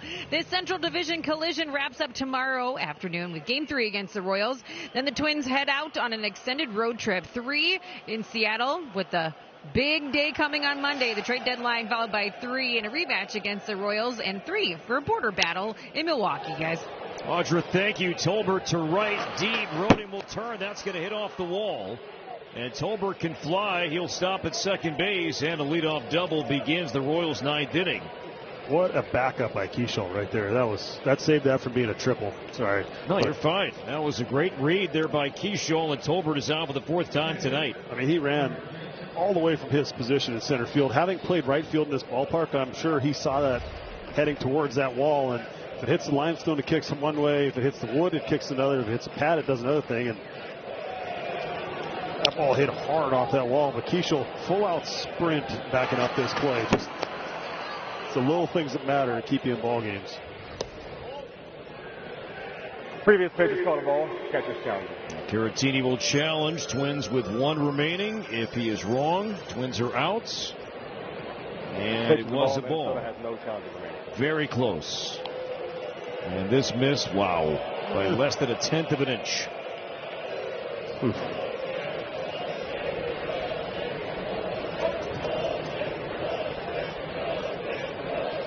Jensen's 1 for 4. Look out, and that hit in the on-deck circle, that hit Lane Thomas. So a check swing off the bat of Jensen, and it hit right off Thomas. Fortunately, off the quad, it looked like. Not that it didn't hurt at all, but could have been a lot worse.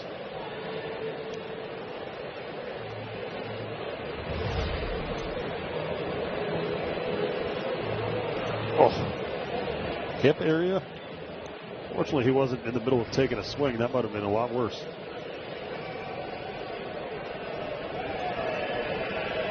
And then once you figure out it doesn't hurt, you drop from the bench. Ugly finder. Floated second, and they got him. Twins with a play on, and Tolbert for now picked off Rojas and Kryler. Tolbert, he froze there for a second. And Rojas feeding Kryler, and no challenge. He's out. Great call, great play, great execution. We saw him do that in the first inning he came in to this ball game. But how big is that play if Keishel keeping him at second base now? Point.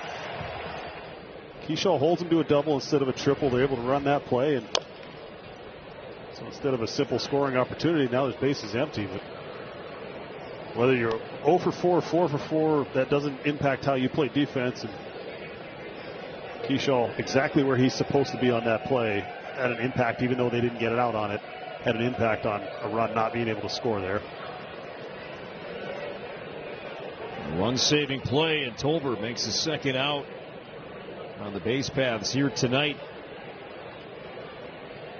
And Jensen fouling that one off of his foot.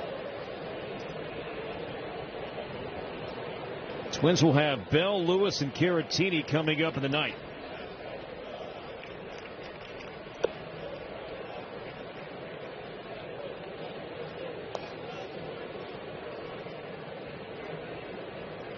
Twins have been shut out 3 times this season.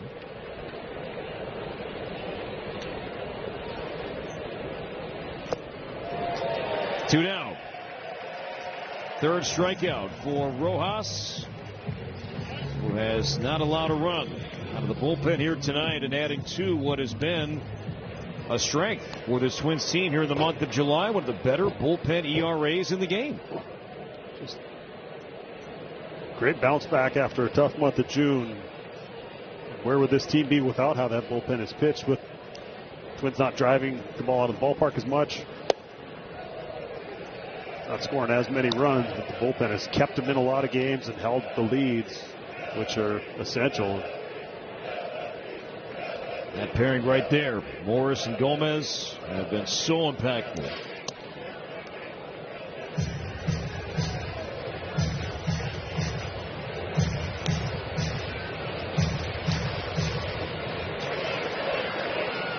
They're talking about that pickoff move. So a lot of times that play at second is run off the pitch clock. So it's put in, and then you wait. Base hit for Thomas. So again, saving a run. With Keyshaw backing up.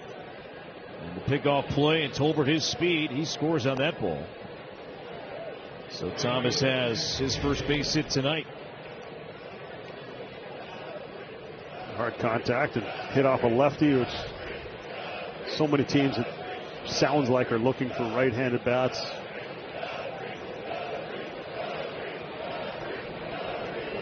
It's Caglione, 1 for 4, ground ball up the middle. Kreidler with a slide, a pick to his feet, lost the ball. And everybody is safe. Would have been a great play. He made ball came out. Really good play just like this earlier in the ball game, but I don't know if he had him, if he even gets that transfer clean. After a long offer, now 2 infield hits for Caglione. Got to get him out of town quick. He's starting to get those. These two teams meet again in Kansas City next week, starting on Tuesday. Showed you the progressive upcoming schedule. And likely Bobby Witt Jr. back when these two teams meet at Kauffman Stadium starting on Tuesday. 2 on, 2 out for the Royals captain, who has 2 base hits tonight.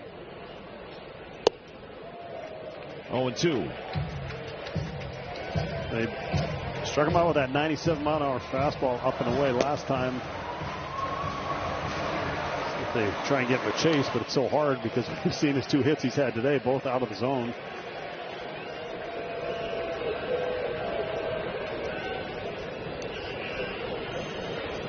Got him. 97 up and away. Kendry Rojas. 3 scoreless innings out of the bullpen tonight, striking out 4. Tarps are off. Twins need some runs. Down 4. With cleats. Every season starts at Dick's. Back Twins trailing the Royals, headed to the bottom of the 9th, 4-0. This copyright telecast is presented by authority of the Minnesota Twins and may not be reproduced or retransmitted in any form. And the accounts and descriptions of this game may not be disseminated without the express written consent of the Minnesota Twins. Stephen Cruz, one-time Twins minor leaguer, traded to the Royals in the deal that brought Michael A. Taylor to Twins territory for that very impactful 2023 season. Evan Sisk also in that trade to Kansas City. He's now with the Pirates organization. Josh Bell down 0-2, and Cruz, who got off to a rough start this season. High ERA to begin the year. He has been much better lately, especially here in July. He's got a big arm. Fastball. Just saw 100. Cutters at 95. Or for him, it's just being able to repeat the delivery, throw enough strikes.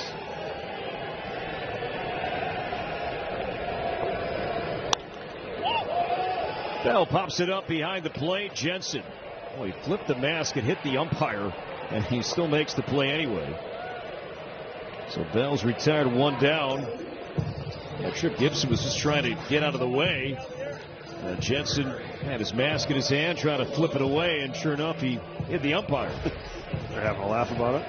A little hesitation in the delivery, got him out front, threw off the timing a little bit, and then, oh, he blocked it. Mask. He was ready. Quite the Brett Laurie helmet toss, but yeah. To short and caught by Tolbert, and that has been the night for Royce Lewis and many. 103 off the bat, but out number 2.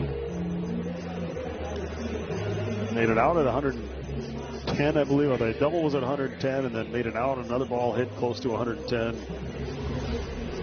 It's so hard when you're making outs like this to just tell yourself, stay right there. If you keep hitting it hard, eventually your luck's going to change. But when you hit 2 balls like that, you got nothing to show for it. It can become very frustrating.